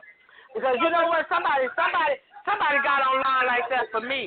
I don't know how he got. I don't know if he tagged me in or I don't know how he got in. But anyway, he was there. He said, "Phyllis, I'd like to know more about you." And then I said, "Well, my name is Phyllis McSwain. That's about it." And he said, "Well, what do you like? What kind of things do you like?" I said, "Well, why are you asking me all these questions? I don't even know who you are." He said, "I think you do know me." I said, "I don't think so." I take back. I said, "I don't think so." He said, "Well, do you have any family? Do you have any kids? You know how? You know, what do you do?" I mean, I said, "You asking too many questions, so it's best this conversation ends." So I took him out completely. Some kind of way he got back in, he said, "I hope I didn't offend you." He said, I just want to see the things. I just want to talk to you. I just want somebody to talk to you, you know, just somebody to talk to and get together. So I'm like, He sound like, I'm just so lit. We were just talking about this yesterday on the way back. I was saying, you know, like, somebody had told me about tag. Oh my God, girl! I got on there. They was contacting me like that. Oh my God! Those people get on there and they be trying to talk to you. Had no pussy before. Girl, some of them get up with their whole family. Some of them just look so weird. I mean, they were just so weird. I said, some of you look killed their whole family. I got off of that too. I got off of it too. I did. Yeah, but see, my experience was I had never, out of all the time I'd have been on the internet, I've been in these music rooms, and there's been some successful relationships that's been come out of the music rooms and stuff. And so I was like, you know what? Well, let me go on and give this a chance. You know, it's to work for this person and work for that person. Always keep your guard up. Then I end up meeting somebody talking about their name is Elder. Elder. Well, shit. I said that name. Elder Jerome Goldsmith. And so that's who it was. And you put, you know, you saying you this and you that. And, I mean, just all these conversations. And so, what was I supposed to know when I'm sitting up in my house, lonely? He was playing on. You know, He was playing on what's going on in your life, and I'm sure you probably told him more than what he should have known. That's what we talk about. People feeding in. Yes. You feeding in. He feeding in on what's going on. You know, you're taking all this medicine. I take this medicine. I don't do anything. I go to church. I listen to my music, and I do this. I do that. I go out every now and then. Okay, he was feeding in on that. He read you like a book. So he played you the way you played it out. What you told him, he ran with it. Just really got to be careful. Yeah. Really got to be careful how you open up. Yeah. But, you know, I'm not getting ready to have any more relationships. So then this other guy, wait a minute, let me finish with this one. See, Mama, it's been a minute. So then this other friend, now he's contacting me, another person that was in the music site. Talking about the stuff he done went through. He been $2 worth. $2. He was saying how long? Yeah. He was saying, you know, he had been having some health issues and doing all of this stuff. But he lives in Memphis. But, you know, he was from Chicago. And so he had sort of disappeared, moved to Memphis, but since he had been in Memphis, he was had been sick and stuff. So I told him, I said, well, you know, you might need to maybe come back to Chicago and be around your family, because if I didn't have my family, and I said, well, what I'll do is I'll call my cousin in Joliet. She's on the Housing Authority board, and then another friend. So I can pretty much call down there and get somebody a place. And so what I did is I told him, I said, well, what you do is you can come up here, you can stay with me. Now, I'm just opening my home up. Okay. Yeah, when you not just get off looking. the phone and talking to everybody. Huh? I think you need to, don't you know they got Google, you can look up a lot of people. You can look up people, you can look at from the mama was born and everybody was born. You need to start Googling your people. Don't let nobody else in your house unless you taking in a stray dog or a cat and watch them too. But wait a minute, but you know, I had visited them in Memphis. This was just being a friend. This wasn't nobody I was trying to be in a relationship with. But I'm just trying to make a point is everybody just they so full of shit and they lie so much. You know, now I'm just trying to be I'm just trying to be a friend to you. So I get everything set up for you, and then you can't even call and say you coming. Now I'm good. Supposed to pick you up from the mega bus, and then so I sent them a message. I'm like, wait a minute. Now I was just only being a friend, not being a girlfriend. I said, but if you couldn't tell me that you wasn't coming up here, and I'd have set these things up, I said, I tend to believe that you're a liar. So I can't believe nothing that you done told me, how all these women supposed to done did you and stuff, because to me now you're a liar. And I thought, I don't want to talk to any more damn men for a minute. I have no men friends, no men nothing. No, because they just full of shit. I'm not going to say all of them.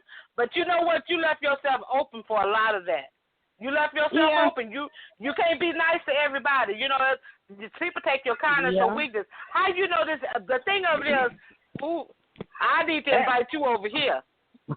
That's just like I need to invite you over here, and we have a sit-down talk. Because, you know, we need to have a real sit-down talk. We need to get together and really talk, because this kind of stuff is too much going on now. People done got so crazy now. You got to watch yourself. And I know. I know you get, but you live by yourself? Yeah, I live by myself. Okay, but don't, it's people just done got so crazy. You worry I know, me, but you know, the thing of it is, I come, like I tell people, I come from a loving family where we all look out for everybody. And so people not like that anymore. And this is what I'm finding out, because while I've been concerned about people being homeless, trying to get them here, they ain't gave a damn about me. And so that's what I done had to realize with people, is they don't care about me the way that I care about them. And so, you know, and that's a hard pill to swallow. So that means I got to start looking at all these people now. Like, everybody I meet, do I look at you like, oh, you a dirty motherfucker? No, keep your This guard. is how I got to. No, keep your guard up. Keep your guard up. You done been burned twice. Mom, we got that quick commercial. We got that commercial. Plus, we got Alpha on the line. We're going to take a quick commercial. And, everybody just hang tight. We will be right back. Everybody hold tight.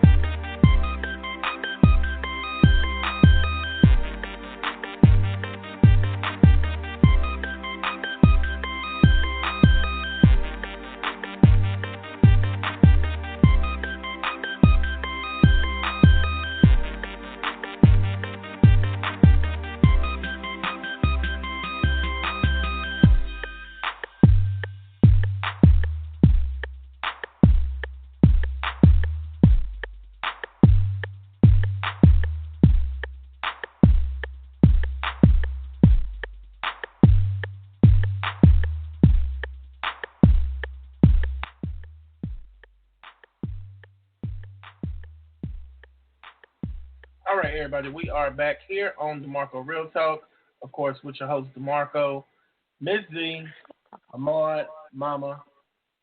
We are all back. We were just speaking with Miss Darlene, and she was telling us some of her stuff and some of her stories. We will try to get you back on in just a minute, Darlene. Just a minute. But I have another call. Plus, I wanted to read these responses right quick on the survey I sent out.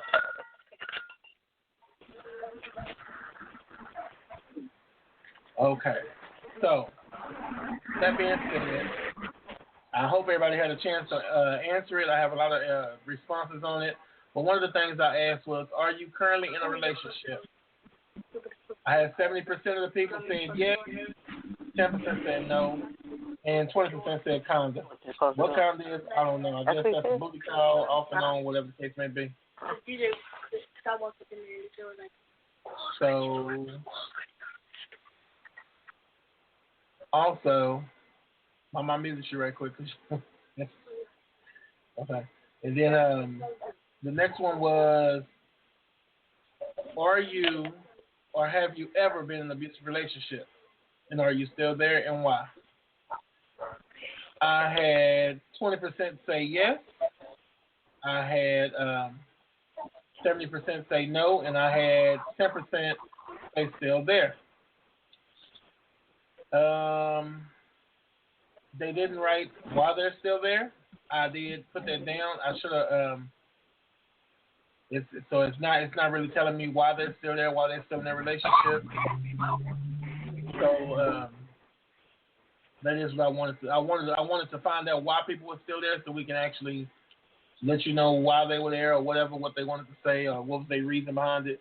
But hey, it's your business. It's fine. But if you are listening, make sure you do try to get yourself out of that relationship, because that kind of stuff doesn't do anything but get worse. You bound to be killed in that relationship. So, just, take heed and just know that you need to move around, because it's not worth it for nobody to be beat on. So, man or woman. So, also, I said, have you ever been the cause of a breakup in someone's relationship?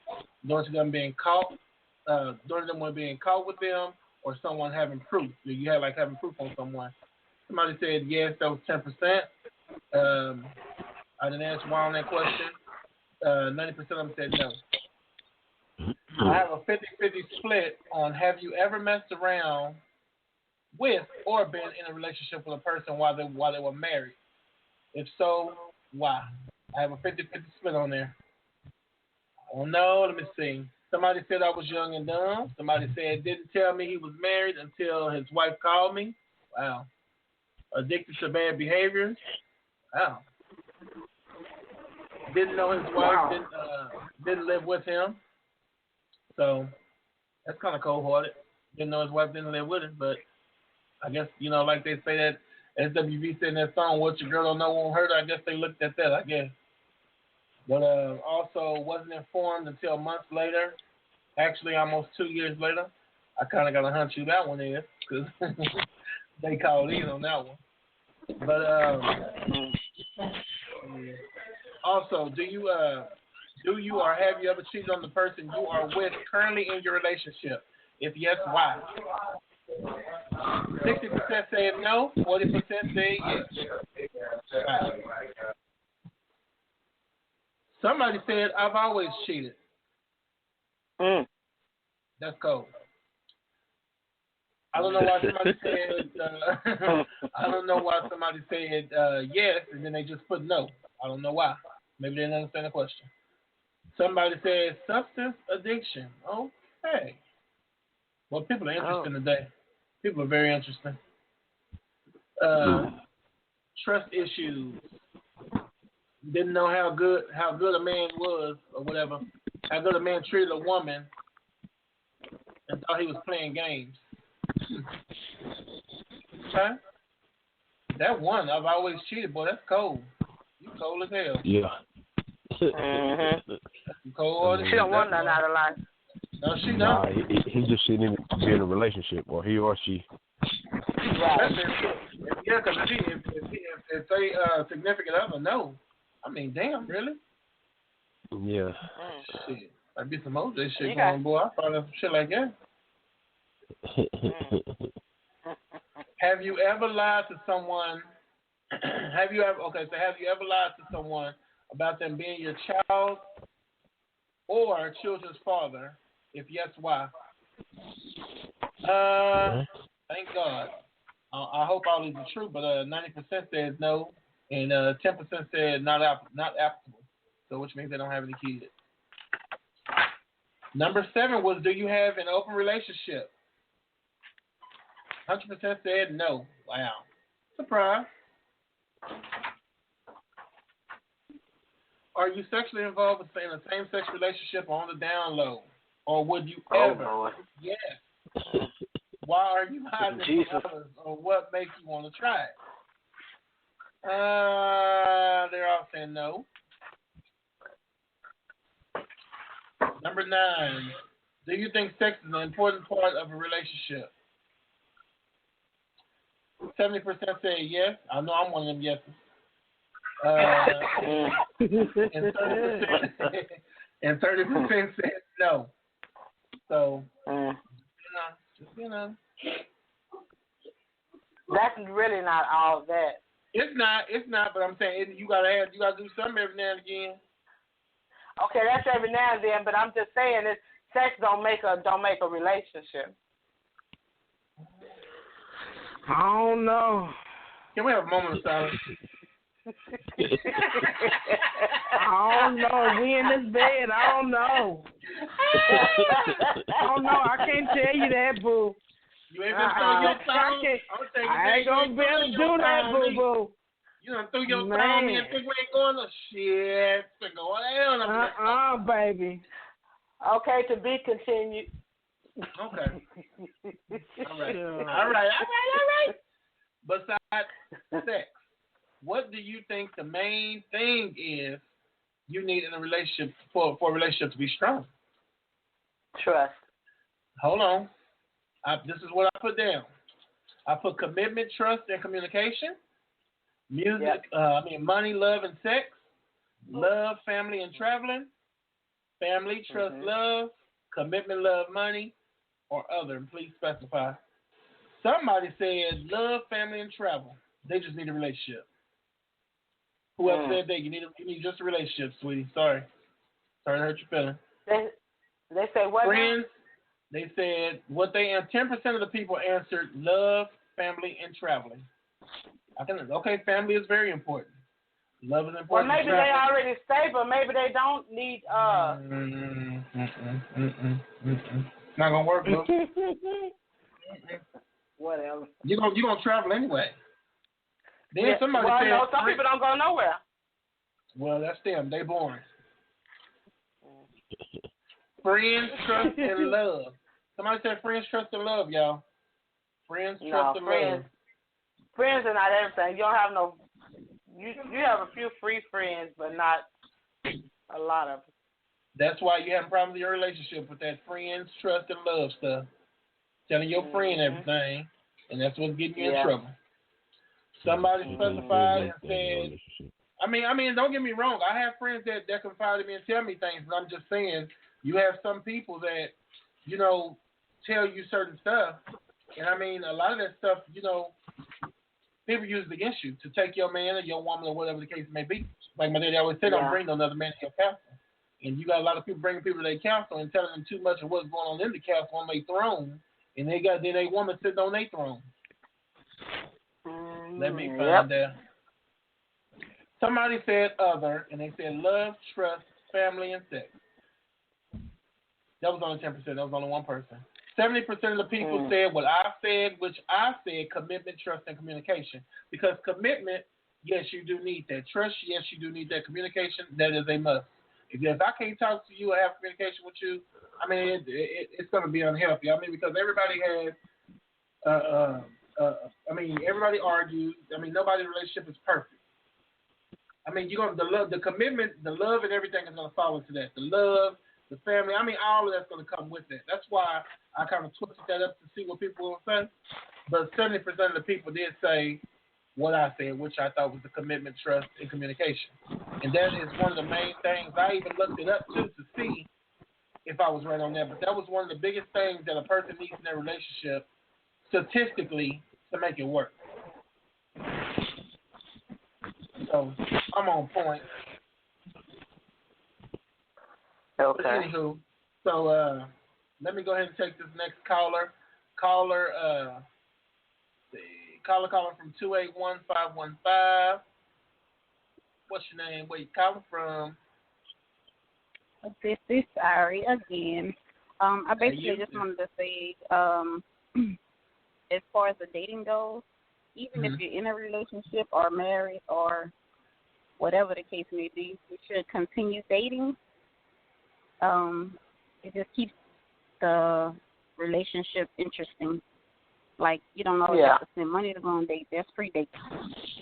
I mean, you can do things around the house that can consider a date. Right. Just keep it a fun. movie night. Yeah, that's true. Movie night. But you know what, too? I'm going to tell you something. What do y'all think, since you're on the area, I want your input on this.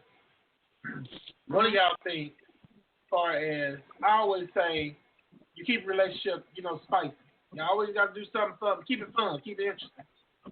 So, I think that a lot of people they get in these relationships and they forget how to have fun and, do all this other stuff in their relationship. So, what do you think about, what do all of y'all think about having fun in a relationship, keeping it spicy? What are some of the things you do, or what do you think? Well, what are some of the things you do that you don't do anymore, that you still do today that keep your relationship spicy? Well, for me, I still do the same thing that I did when we first started dating. I don't think that's going to ever change because that's what keeps the relationship going. Right. I mean, if we don't do those things, then I don't think we're going to be having fun. I don't think we're going to be interested in each other anymore. Like the lack thereof, that's when things start to fall apart. Yep. You gotta keep doing what you did in the beginning. Keep doing, what you did to get them. Basically. I mean, it's all about fun. I mean, just joke around sometimes, have fun. It ain't got to be sexual all the time just to keep it spicy. I mean, just have fun, laugh. There's a lot of different things you can do. Just like me and my mother I went to my wife's job the other day, and I teased my wife, was on the car. I said, "Damn, I thought you had a nice bracelet. Girl, shows a nice bracelet." She said, "My man, we're just having fun. It's just good. We just having a good time." And that's what a lot of people don't do. A lot of people just so damn serious. Some people so jealous. Yeah, people be too uptight. Yeah, I mean, we got a cousin that got a man. I mean, and one time, Mama laughed. That means something. No. Oh my God, that's to be continued. Okay, we got 20 minutes. So I can't really go into that, but okay, I'll give you another example. You better give her a private call on that one.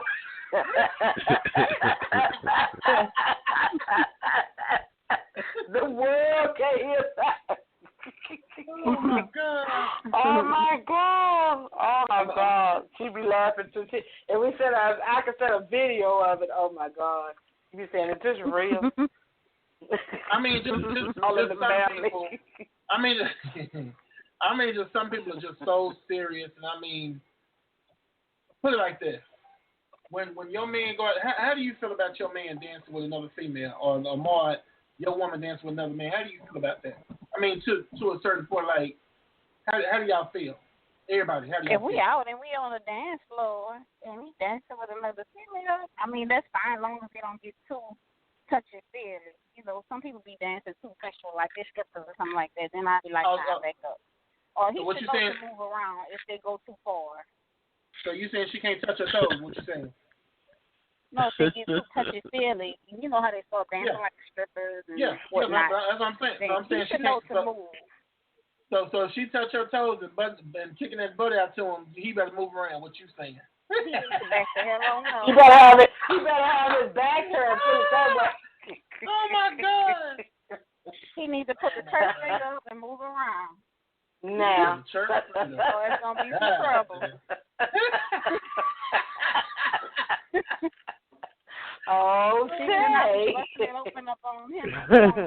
Now. Oh wow. I think it's okay for you to dance with like say if y'all a group of y'all sitting at a table and they say, come on, let's dance. And you know, so the other partner might not want to dance with the other partner, and your husband might not want to, your friend might not want to dance. You know, it's all right if it's a fast dance.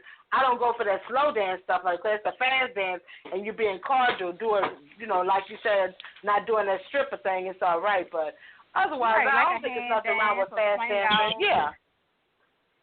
Yeah, as long as they're not trying to be. Yeah, I can understand that. I respect that. You know.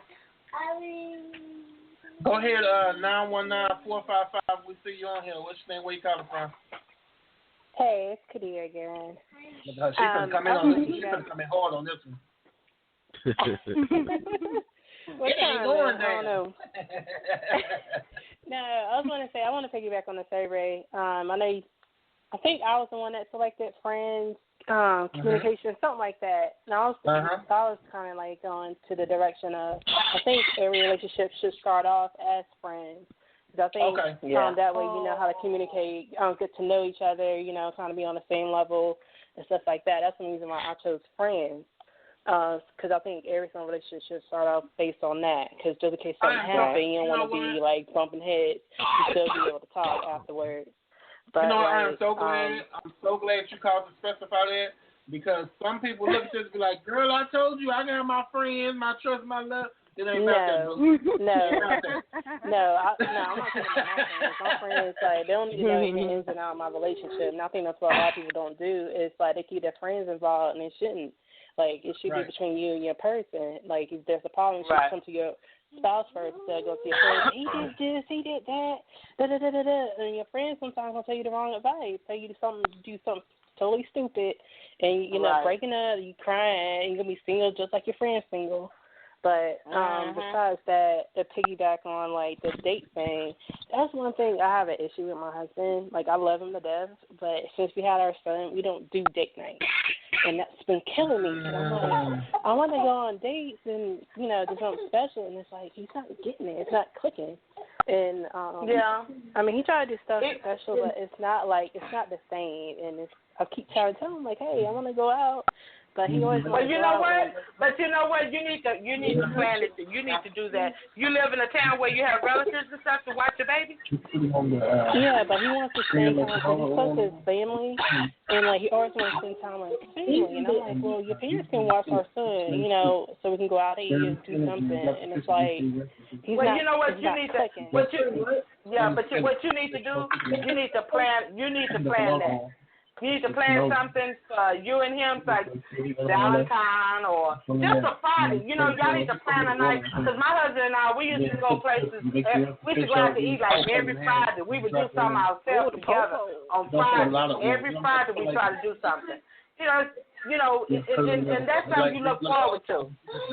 You need to plan something and plan it and just surprise him. We're doing this tonight. We're going to do such thing. Make sure he knows that I got some plans for such and such a time. And let's do such and such a thing, you know. But you need to plan. You need to plan that because he'll never plan. He gonna plan it with maybe. One of his friends might say, well, me and my wife did something, and then it might click there. That might be about 3 or 4 years later, you know. But, you know, plan something to go to see, go to some steakhouse might be having something special. He said, let's go over there. Let's go check that out. Let's go check out this new place, you know. It don't have to be nothing spectacular. Let's just do this. Let's just sit with your mom, feed the baby for a little while. You know, that's you plan something.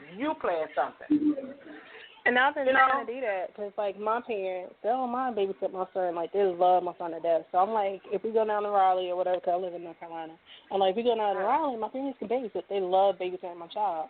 And so I'm like, we got to eat, go to movies. And it's like, I've been trying to plan something. I'm like, we don't have to do it, like, every week. I'm like, once in a while, Like, just take me out, just do something nice. Because sometimes, like... And even if you don't go out like, to eat and stuff, just go, just do something. Just say, well, I want to go look at this here bed, or I want to go look at this such and such thing. I know they don't like to go shopping. But let's just go walk around a new place. A new place might open up. You know, a new place might open up. Just let's go check that place out. I've been wanting to go over there, but let's let your mom or so-and-so keep the baby. Let's just go. You know, I want to go. And you could be a spur of the moment there, because if he's not doing nothing in the evening, you know, what the hell? Let's just go. I thought we'd go such place. You know? You gotta plan I'm in trying. Yeah, you gotta do it. And it's like when I'm trying to bring up stuff. And just keep talking about like, yeah, because new stuff come up. You know, like new malls or something open up on TV. A new restaurant that might open up. Or we having steak night at such and such a time. Or they having a salad night, big salad night. Or let's just get up and go eat breakfast. Let's go do something different. You know, let's just do something different. Just us. Or let's go to this place to eat lunch. Yeah, just us. You know, and after you start throwing that out, he'll see that's something that you really, really want to do. Just let's just something different. Can we just go, you know, kind of pout about it, you know, just kind of keep putting it on his mind. And after a while, he'll get the hint, but just keep. No, don't pout too much. Well, we know how to get our point around. We know how to get our point across. You will get it. Yeah, but it's just hard, like trying to get it through his brain. Cause I'm like, we need to do dates, and we need to still keep that spark. Cause like I don't feel like we have that spark. And it's so what you need to do? Let me tell you what you do. Let me tell you what you do, little sis. Put his ass in the car. See what he got planned that day. He ain't got nothing planned. Hey, let's go riding right quick. Drop your baby off. Drop the baby off. And then just keep on rolling. Keep on rolling. Be in your car or whatever, and don't give him the keys. Just be in your damn car, and y'all ride on. Pull into a burger joint, whatever you want to do, just something simple. Just say, see, the one that's nice, us being away, you know, just doing us for the day. You know, just do something like that. I mean, hell, even if y'all gonna have a damn happy hour margarita, whatever you do, as long as y'all have it at me time. And once he see that me time is still good, like y'all used to be, I mean, he'll appreciate it. I mean, it might take maybe 1 or 2 times, but I know what you're saying, because I know too. When I want to go places, I don't really ask my mother or my sister to babysit me, and I know they will, but I just don't. A lot of times, I always keep my kids with me, but when I do get away at times, it feels good. So I'm just saying, y'all really need to take that and do something with it. You know, so you really need to do that. I mean, even if y'all are having movie night at home on the weekends too, if you don't feel like going to hell, get y'all a 5-stick or something. Hang out some damn movie night or something. Just saying, do what you do. Do something. Make y'all some popcorn. I'll try. Yeah. Don't try, do it. And call us back and let us know. Let us know. Just text us back and let us know whether you did or not. Because just keep hounding on it and hounding on it. He's going to say, damn, why she keep talking about doing something? You know, he's going to be wondering, why she want? Does he work at a decent time? He get off at a decent time? Yeah, he works like from like 6 to 2:30. So like Monday through Friday. Hell, girl. Oh, he works the weekend? But it's like, he's off? Like sometimes on Saturdays, but his family comes over on the weekends. So it's like if we do anything, it's with his family every single freaking time, and it's about to be nuts. So I'm like, I want to do it anytime, but it's not getting it. Then like when I tell him that, he's trying to throw it back to me like I'm being controlling or bossy, and it's like it's getting on my nerves. It's not that. It's not that. Okay, so what you need? I'm gonna tell you this. What you have to do. What you have to do. You sound like you got a nice guy, but I'm gonna tell you something. What you probably need to do, really, baby girl, you really need to sit down with him and have that conversation with him. And I mean, really get into his head and say, hey, I was just thinking, you know, maybe we need to have some me time. You know, I love my son, but I know we love our son, but we need to have some time for ourselves. So let's do something. And I love your family and stuff. Don't get me wrong. But can we do something together, just us? Me and you to do something. You know, I don't mind being with your family. You know, I'm always doing with your family. We always do with your family. But let us do something. Can we do something together? I mean, because if you don't, eventually you're going to start having that, you know what I'm saying? And things going to start trickling down, and, you know, you don't want that. Yeah, and it's kind of starting to do that. Because, like, I had this conversation about 5 or 6 times, and it's like, I mean, I'm tired of being a dead horse. And it's because, like, sometimes, like, for his birthday or, like, a special occasion, I might treat him out because it's just me. And we have like gone out like together with just me and him, but more times than not, it's me, him, and our son. And it's like, of course, my son is young, so he want to act out and stuff like that. And it's like, we spend so much time trying to calm our son down than actually enjoying the moment. And I was trying to tell him like, hey, I want to spend time with you. Like, I mean, and he just it can just be a once a month thing. It don't have to be a every Friday. We did ours like every Friday. It could be like a once a month thing. Say, oh, well, let's go such and such a place. Whenever somebody's having something, just try to plan around. Take the even hell if you have to drop the baby off yourself over there. Drop them off and just say, well, we fixing up. Remember I told you that? Remember I thought we were gonna go such and such a place. He don't have a choice but to go. Right. Yeah, I got a couple of questions too.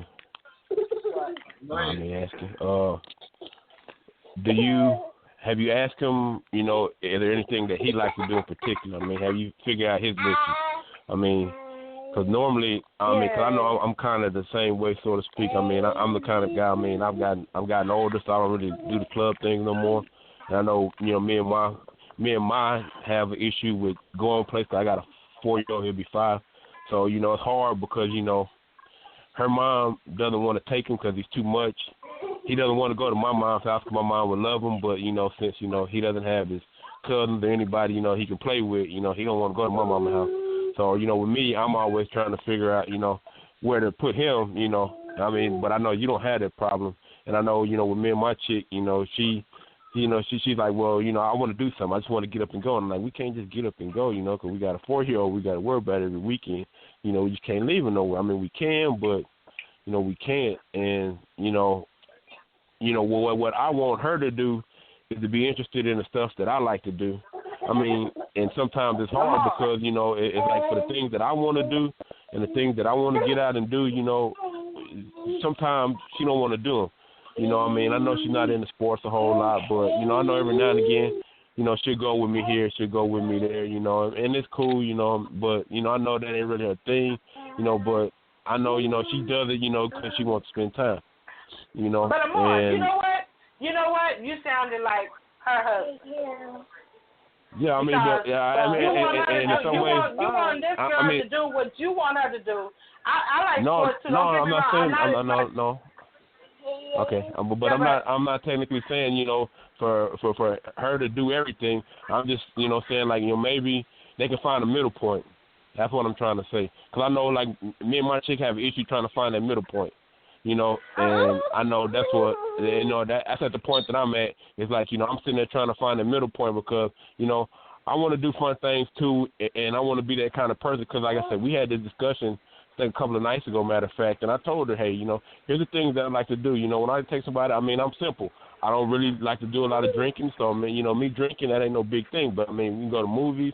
I say, if not, I say, there are movies that drink. I say, we can go do this, we can go do that. I mean, go play putt-putt golf. I say, there are many things that we can do, but when I hear her talk and tell me she wants to go out, it seems like she wants to go out and drink. Well, I don't want to do that, so, that's where we have our difficulties, and I had to tell her, and I had to tell her, hey, well, these are the things that I like to do. And I mean, those are things I like to have fun doing. I mean, I like to, have adult fun, video games, or just things where you can get around, be active, games, really? and have fun with each other. I mean, there's Dave and Buster's and, Main Event. I mean, things that have to play golf or bowling or, things, adult kind of things, not video games like literally, but, I mean, those are the things that, I try to tell her, Don't take that back. You said it right. Video game because we're going to take it. Really? I want somebody would say, let's go play a video game. No. Listen, hold on. But like I said, I mean, and I told her, I mean, I want to go places. I mean, I like to do the traveling. I mean, I like to do all those things, but those things have to be planned out. I mean, because, we do have a child that we got to worry about. Right. And so, at the end of the day, I'm just like. How old is your kid? My oldest, she's 4. And you can't find nobody to keep him? Well, the thing about it is he doesn't want everybody to keep him. I mean, I can leave him with my mom. My mom would love him to death. And I know he'd be all right, but, it just can't happen every night because I got to try to find schedule with my mom, too, because because my mom, she's the type of person now, she's by herself. She don't like to stay at home no more than I do. So, I mean, sometimes I got to catch up with my own mama sometimes because she want to go to pool tournament. So, with me, it's trying to find that person. And, with her mom, she can leave him over there. But the thing about it, they should be calling him 10, 15 minutes later for somebody to come pick him up because she can't handle him. And so, that's the dilemma I deal with. And I'm just saying, find out what he's into, as well, and y'all try to meet in the middle. I mean, not more or less, do what he only wants to do, but try to find something reasonable for y'all both can enjoy. That way y'all both enjoy it together. Right. And that's all I'm pretty much trying to say. I'm just getting long-winded with it because, it's my opportunity to talk. No, with us, it's like, when me, I like to do stuff that he likes to do. That's just me. Because he likes sports. I'm into sports. He likes to, he is a video game player, so I do play video games with him. And we both like some of the same restaurants. So I was saying, we go to blah, blah, blah restaurant. We go to the movies. So I know it's a movie that he wants to go see. So I'm like, well, we can go see that.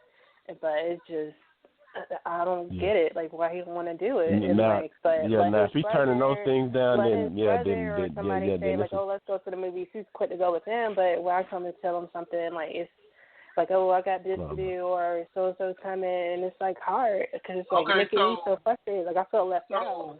So he'll go with other people, but won't go with you. No, I mean, because he'll let me tag along, but it's I don't want to tag along with nobody. I want to go with you, and it's it's hard, and it breaks my heart, because it's I'm willing to be there for you. I cook, I clean, I do all the laundry, I take care of our child, I do all this stuff, but sometimes I want to be treated special. And that's what I try to tell him. Sometimes I just need to feel special for my own husband. And it's I feel like I do so much stuff for other people that people don't come and do stuff for me. It's just my own spouse. And that's what kind of breaks my heart sometimes, because it's I do all this stuff for you, and I'm not getting that reciprocated. And I'm getting upset. Don't you start trying to make me upset on this phone. I'm making me upset. Because that's how I am. I'm a real. But you know what? But it's like to me, he's being selfish about how you want to be treated. I hate to put it that way, but we keeping it real on here. Yep. You know what I'm saying? I mean, he's being selfish in his own way, and and he got to realize he can't be that way. He have a woman. He can't just not want to do things she want to do. He got a wife a wife. And a child. He got a wife and a kid, so you got to know how to balance the two out. So like Mama said, you can go out once a month. That's fun time. Yeah. You know what I'm saying? That's fun time. That's something, but you're the one gonna have to plan that. You have to plan it. Yeah. So as soon as you get that plan down. When my husband was living, we did fun things. We did fun things to spark our relationship. Keep our relationship going. They was always gone. We went out to eat. We went to the movies. He'll surprise me and say, he'll surprise me on the weekend and say, "Well, Zia, you gonna be free this weekend?" I mean, and I'm like, "Yeah." He said, "Okay, well." He'll take me to San Antonio. We'll go to the Riverwalk. Stuff like that. We did fun things, and we both like sports, so we look at sports. We go to a sports bar. We have little appetizers and have little drinks. And that's kind of good to go to too. That was fun to me because I like sports myself. Hold on, we had fun time. One second. Those of y'all that are listening. Those of y'all that are listening on the internet, it's probably going to shut down in just a second because somebody's saying I have 1 minute and 24 seconds left. So if you can, call into 515-605-9712. If you can't do that, we will be doing a show again. I think I'm going to do them every 2 weeks for right now. So the next show is going to be you need to get your priorities straight. So if your priorities ain't right, don't listen because it's going to make you mad. For real. You're keeping it real. So, but baby girl, you plan that. You plan something. Let us know how it come out. Let us know how it come out. Like you said, a sports bar would be nice too, just to have a cocktail and have something to eat. And you know what, baby girl? That'd be good on your part too, Amar. It's unfair for you to feel that way, and he should know that was unfair. for you. Yeah, because but you if I good come to people. him You know what I'm about saying? it, You he cook, say, you clean. You know what I'm saying? Look like an asshole, and I'm like, I'm not trying to make you look like an asshole. I'm just trying to be like, hey, I do all this stuff. Like, yo, can you focus sometimes? But what he has and you know what? And that's the reason why a lot of times people get a divorce, but they're not together.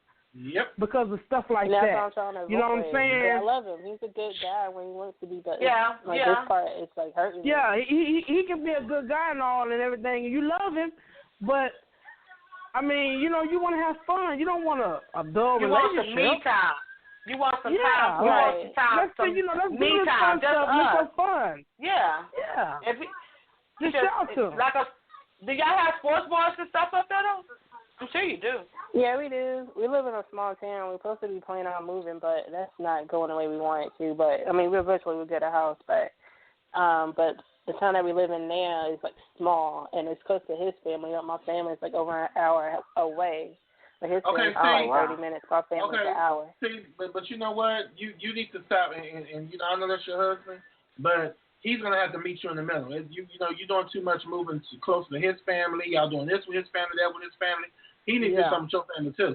We're gonna have to meet in the middle. We're gonna start having problems. That's point blank. Yeah. Y'all gonna start having problems. That's what's gonna eventually happen. Because that's what's gonna eventually happen. You're gonna get tired. I mean, you have to look at all of that and think about all of that because eventually y'all gonna start having problems and it's gonna get harder and harder. So arguments and all that kind of stuff.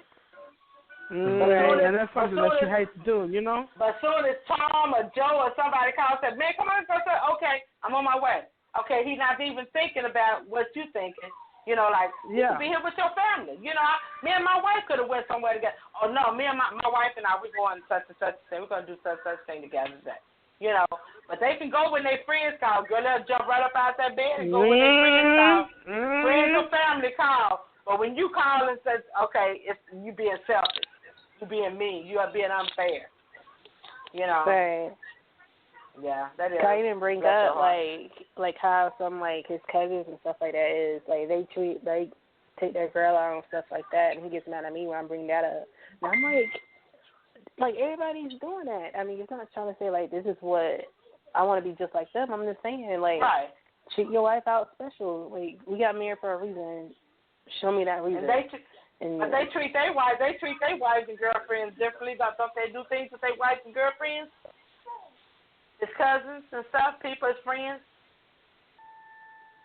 Yeah, I mean they treat them like they take them out, get them flowers, do stuff special, and it's like I don't get that. I don't get none of that. So he's not doing none of that? Nope. Like it's just went downhill like the past year. Like it was straight till we had our son, and it seemed like it's not. So okay, so tell me this. Tell me this. What is he telling you? I mean, like, give me the honest truth. What is he telling you? What is he doing? Like, have his actions changed? Like, I know you say it's changed since the baby, but is anything like changed, like action-wise? Like, is he affectionate towards you? Is it things he don't like about you now, or is it? I mean, is there anything that you feel out of the ordinary that you know something's wrong or something may be going on? Or he just got that kind of affectionate person? Like he go to work, he come home, and he called me like say he's going over to his parents or somebody's house. He always called me, so it's not like he's doing something else with somebody else. It's not that. It's just that, like I know that his job, like they kind of went downhill, like where they're not like getting a lot of business like they used to. So, and also he's not getting a raise like he used to. I make more than he do. So, and so that's why like I told him like. Like, I don't mind going out to eat, like, every once in a while, because I know, like, with his situation with his job, I mean, he still get paid, but it's just his job's not giving out raises. They, like, mistreating, like, the workers, and it's like, I keep trying to tell him, like, if you want to, because we plan on moving to another city, and I'm like, well, if we move to another city, that means you got to get another job, because the job that he has will be too far away, and he's not taking the initiative to do that. And I was thinking, like, well, if you got more money, we can do more stuff. I think that you might want to take a lot of things into consideration, and you really need to, like, watch. Just see what he's going to do because, I mean, yeah, he may love you, but, I mean, you have to show a person, too. I mean, if he ain't showing you no love and affection, You know, I'm not trying to say you're gonna mess around, but I'm just saying this is what leads to that. You know, because you know when you're not fulfilling something for somebody, like they say, what you don't do, another woman will or another man will. You know, you have to think about that kind of stuff. You know, he has to show you that he loves you and affection and different things like that. Because if you don't, that kind of stuff will make you crawl around and do what you're gonna do what it do. So I'm just saying. Right. I mean, he is affectionate. It's just that the other part, like, trying to, you know, treat me special, not just on Valentine's Day on my birthday or something special. Like, right, but I'm saying he should make you feel special. Like, sweet stuff on a blue moon. Just because I love you. That's just me. Like, I'm going to do something special for you because I love you. And it's like he don't really do that as much as he used to. Mm. Woo.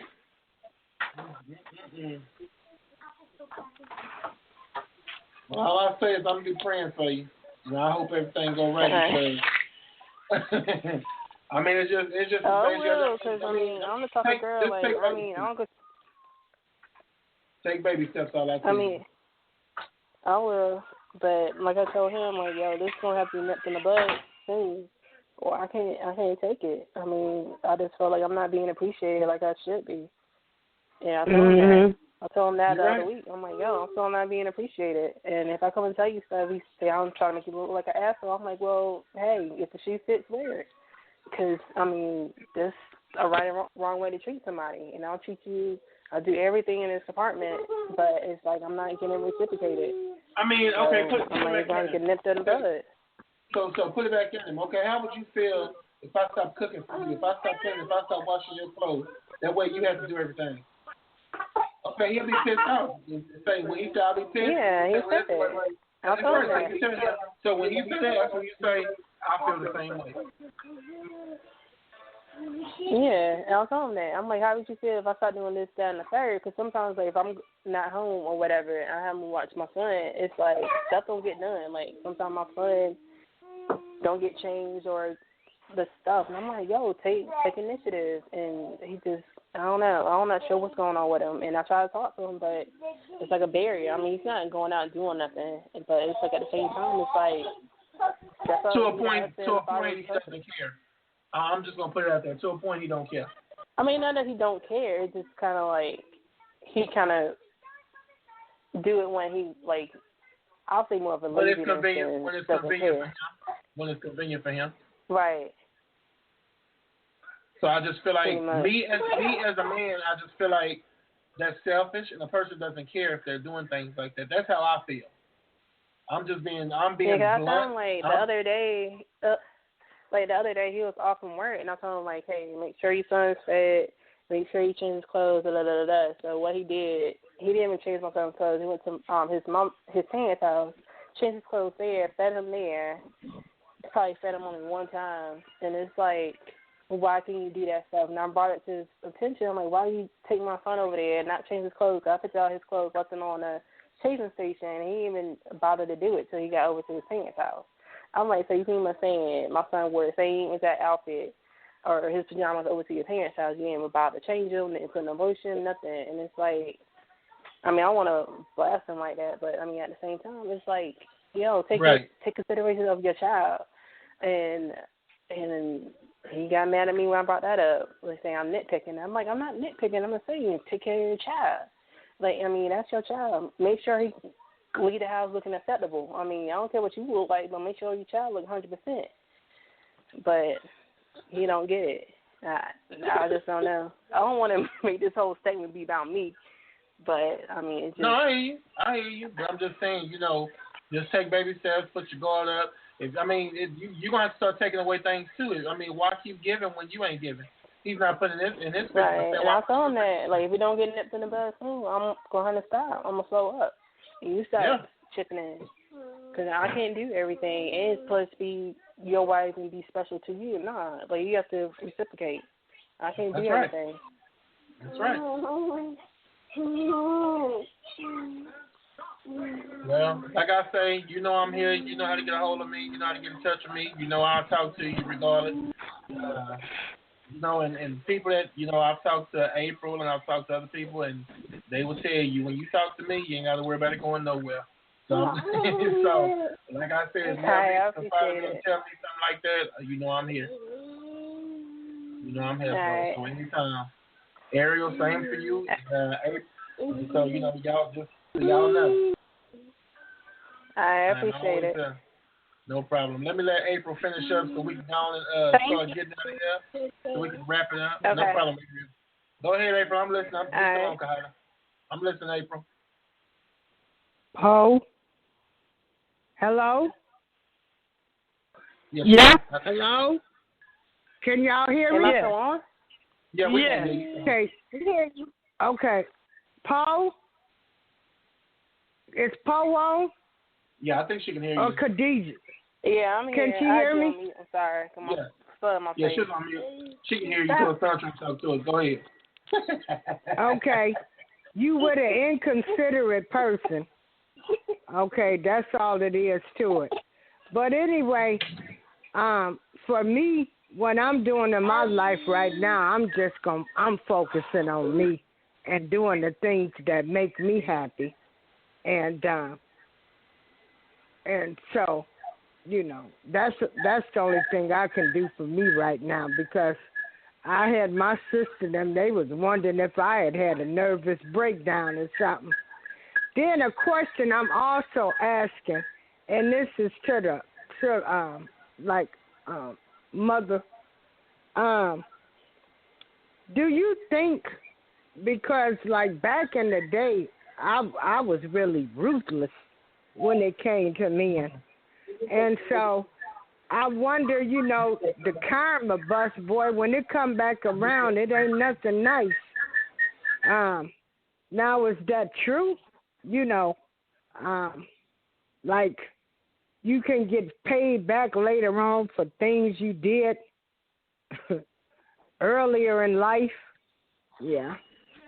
Because I was really a selfish, all about me type of person when it came to men, because when I was with my son's father, I left him when he was 6 months. My son's father just dogged me, and I swore up and down I would never, ever let a man use me or anything else, and I was just really nothing nice when it came to men and relationships. And I was the one that put cheated, because I always kept somebody else. So, do those things come back to haunt you? Of course they do. Okay. Yeah. All right. So, That's what I was thinking. I'm getting paid back for a whole lot of stuff I did too. Mm-hmm. You let that shaking the leg then, but you know that's catching you. Mhm. Yeah. All right. Well, it was nice talking to everybody. Love y'all, but I'm focusing on me now and just, you know, doing what makes me happy. Getting out here. Well, you'll find someone that's just like you. You'll find someone you'll find somebody. Sometimes it takes a little time, because some of these men, I tell you, some of these men are something else. But you'll find. Well, a lot of them too. You know, I have people. You know, a lot of men too. They have problems with me. You know, I like to go. I know a lot of people. I'm going here. I'm going there. I do the family thing, but then I also know how to be alone with my man too. But you know, it's just always been a way of life for me. You know, the going and the traveling and doing stuff. I mean, my God, if I don't go somewhere, then I feel like I'm lost. Even when I was sick and could barely move, my sister took me to California once I started walking. So, you know, I'm also finding out too is you got to find people that's somewhat compatible, because you can't get with somebody that's not used to doing things or going places. No, I'm talking about going places. I'm not talking about going down the street. That's not fun for me. Yeah, I like to just do things and just have fun. And some people they don't like to do that. Some people just damn miserable. I done found out. They not happy. Mm-hmm. Or some people also, they don't know any other way because this is how they saw their parents. So they don't even know. So, yeah, life's a trip. That's all I can say. But all I know is I've taken my life back, and I'm going to just focus on me. And if the good Lord sees fit to send me with somebody, but I don't think I would ever give another person 100% ever again. They couldn't get that from me. Nope. Yeah. I got you. Yeah. They just couldn't get it. And then, like I say, you need to, what do you believe? But what I'm saying is, what do you believe? Is when you meet somebody and y'all talking, are you supposed to? I guess what? While you on the phone with them on the computer looking up everything they say to see if it's true. I mean, this is the society that we become. It is. And you know what? It's really to each his own. Because I can't say that I've been out there. I mean, don't get me wrong, my mother and them used to party. They used to have a good time. My mother took care of her family. And I used to party a lot, too, because I was an ELF member. So, we partied a lot. We always partied. Oh, yes. But the thing, I was an ELF member, and we partied. It was always something going on. And the thing of it is, I've slowed down a lot since I've had my breast cancer. I still kind of get out and every now and then. But like I said, most time I be with my kids. Every blue moon, like now, I'm kind of distance from certain people because it's been so much going on in the family and stuff. And when somebody gets sick, I'm there. But when I got sick, my kids were there for me, and you can count the people on one hand that was there for me when I was in the hospital. But my kids were there for me 100%. And I still talk to other people. Like this past weekend, we went to Louisiana. And a good friend of mine came. She was a friend of mine, and my cousin came, and my daughter and my son. And I have a good time. And I don't drink like I used to no more. Every now and then I might drink some wine or something. I have to get that urge to really do something. But I don't mind. I get up and I dance with these kids. I try to keep up with the ladies dance. I got a bad knee, but I try to keep up with the kids. I still like to listen to music. I like my blues, and I like the music they listen to. I can't go for all that old other stuff, but I listen to the music. But I'm not saying I'm slow in hand, but I've had my fun. I mean, I've done it. If what's to rise again, if I want to go somewhere, I'll go, because I've been kind of wanting to go to like a jazz bar. Not, because I like the new jazz they have out now. Not that, I didn't like that broken up jazz my mom and them used to listen to. That stuff kind of bored me, but I have a cousin now, her husband has a band, and I might go listen to them sometime, but it's just to each his own. I still like to party, don't get me wrong. I still like to do things, but I be so tied up with family. I know when I get done with this, I got a brother that had lymphoma, but I'm hanging in with him. His last treatment is in May. After that, like I told my kids, I'm fixing to take out time for myself, because I can't even take care of myself for taking care of everybody else. As soon as everything else is over with, I'm going to do something. Yeah. So, and then when the right guy comes along, it'll happen. But do you still take tamoxifen from having your breast cancer? No, I don't take none. I don't take none but my thyroid medication.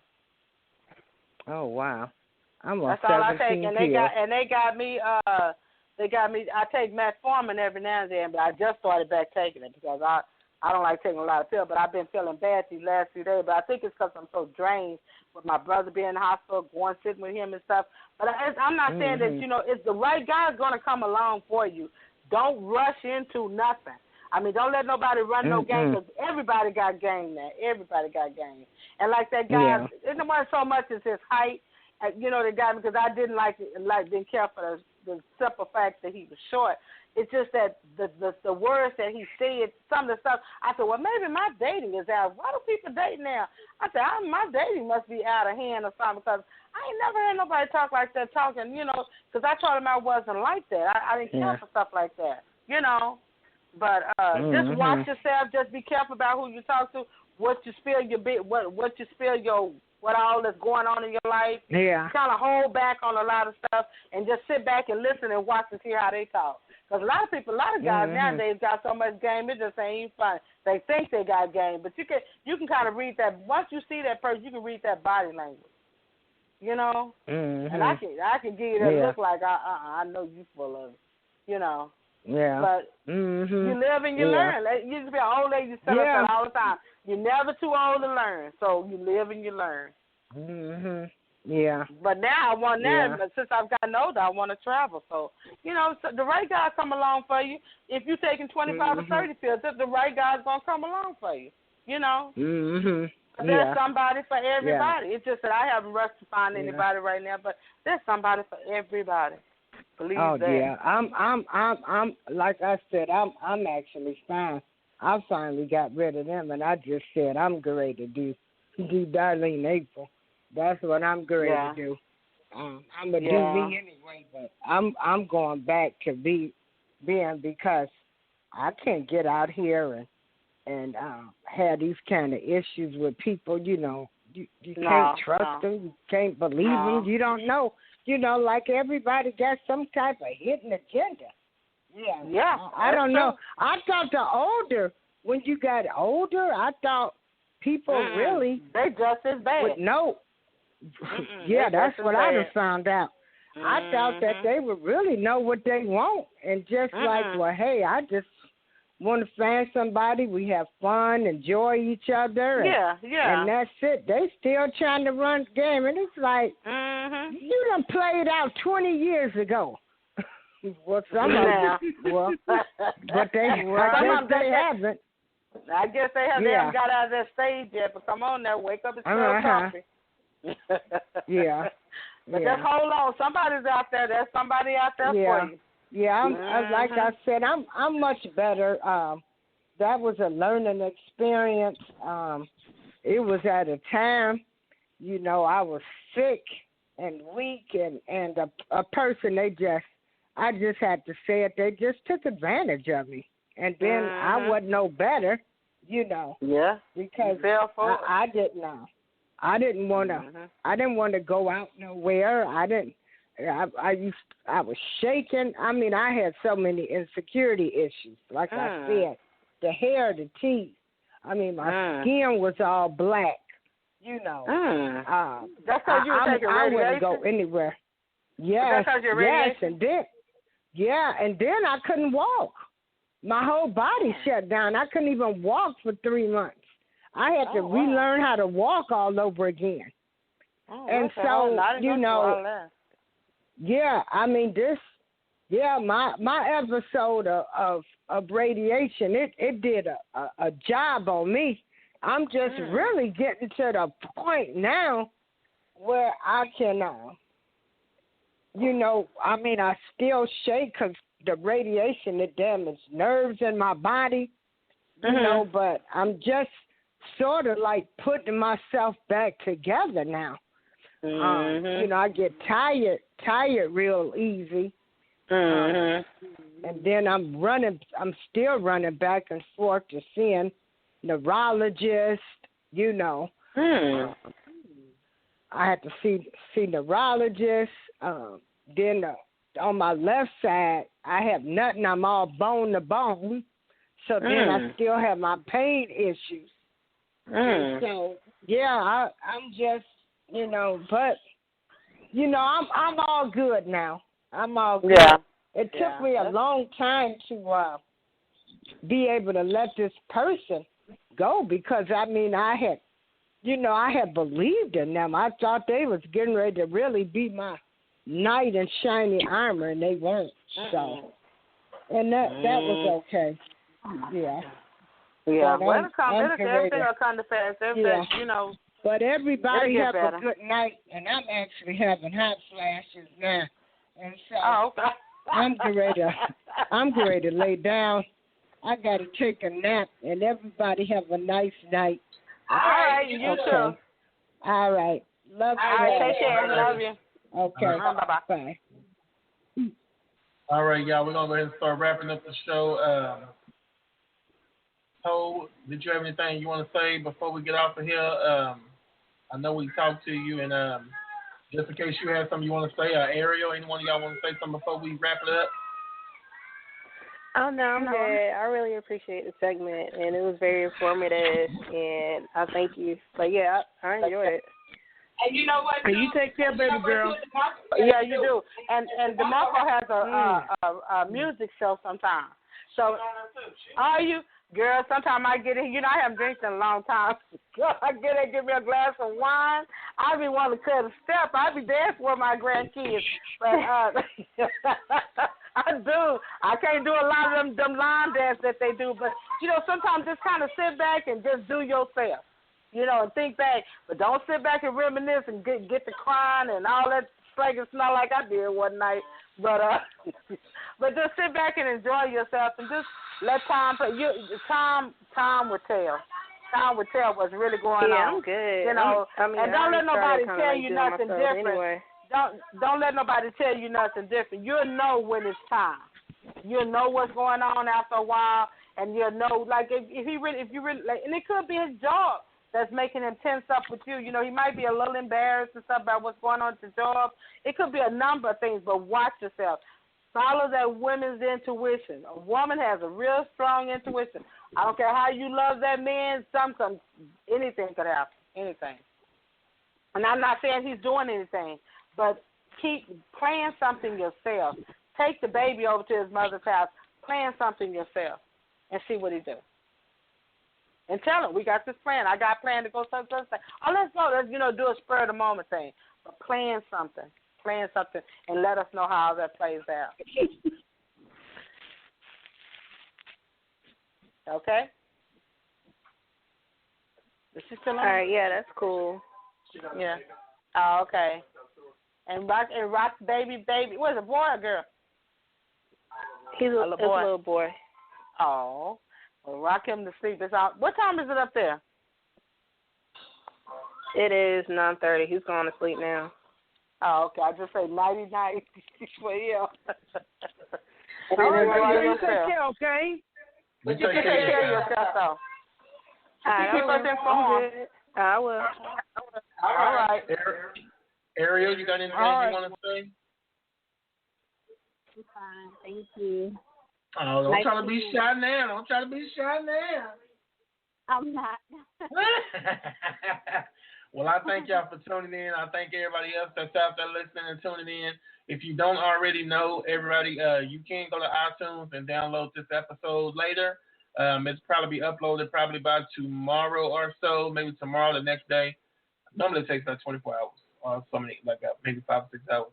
So you can go on iTunes and download it. You can also download it from the Blog Talk site, which is www.blogtalkradio.com/DeMarco Real Talk. You can download it from there. You can go to my Facebook to find this also. Also, make sure you are tuning into Spreaker. Listen to some of my music shows over there, and also listen to my good friends that's on here now. And the one that was just on here, April, Poetic Sands, Ariel, which is Cool Cast Mom. Make sure y'all listening, to all of us. We're all pretty much the same people. I know everybody has different groups online with the music stations, but hey, we all the same family, so don't make a difference. We're the same people. We all friends. No beef for nobody. So make sure y'all are all out there supporting us on Spreaker and everything. You can also, like I say, check out our website, which is www.demarcorealtalk.net. Check that out. I am putting a new website up. I know I've been saying it, but I'm going to put it up soon. I'm still working on it and getting everything finalized. I'm doing it myself, so give me some time. But it's going to be up. Z, did you have anything you wanted to say before we end the call? No, tonight was a good show. I appreciate everybody. Thank you. Mama? Good night, everybody. Have a good week. All right, that wraps it up. And so, as we always say on DeMarco Real Talk, We don't ever tell you what you want to hear. We tell you what you need to hear. So everybody have a wonderful night, and we will see you in 2 weeks. Have a good one. All right, good night. Good night.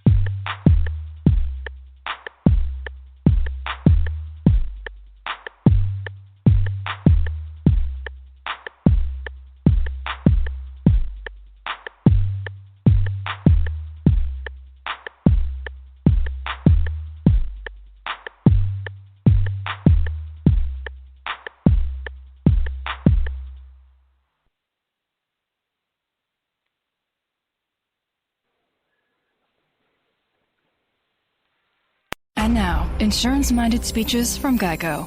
It's a common expression, don't look a gift horse in the mouth. However, what if the horse's mouth is filled with useful insurance tools? This is the exact case with the Geico app. Yes, the app is free and therefore a gift horse. However, look inside the app and behold, emergency roadside assistance, digital ID cards, bill pay.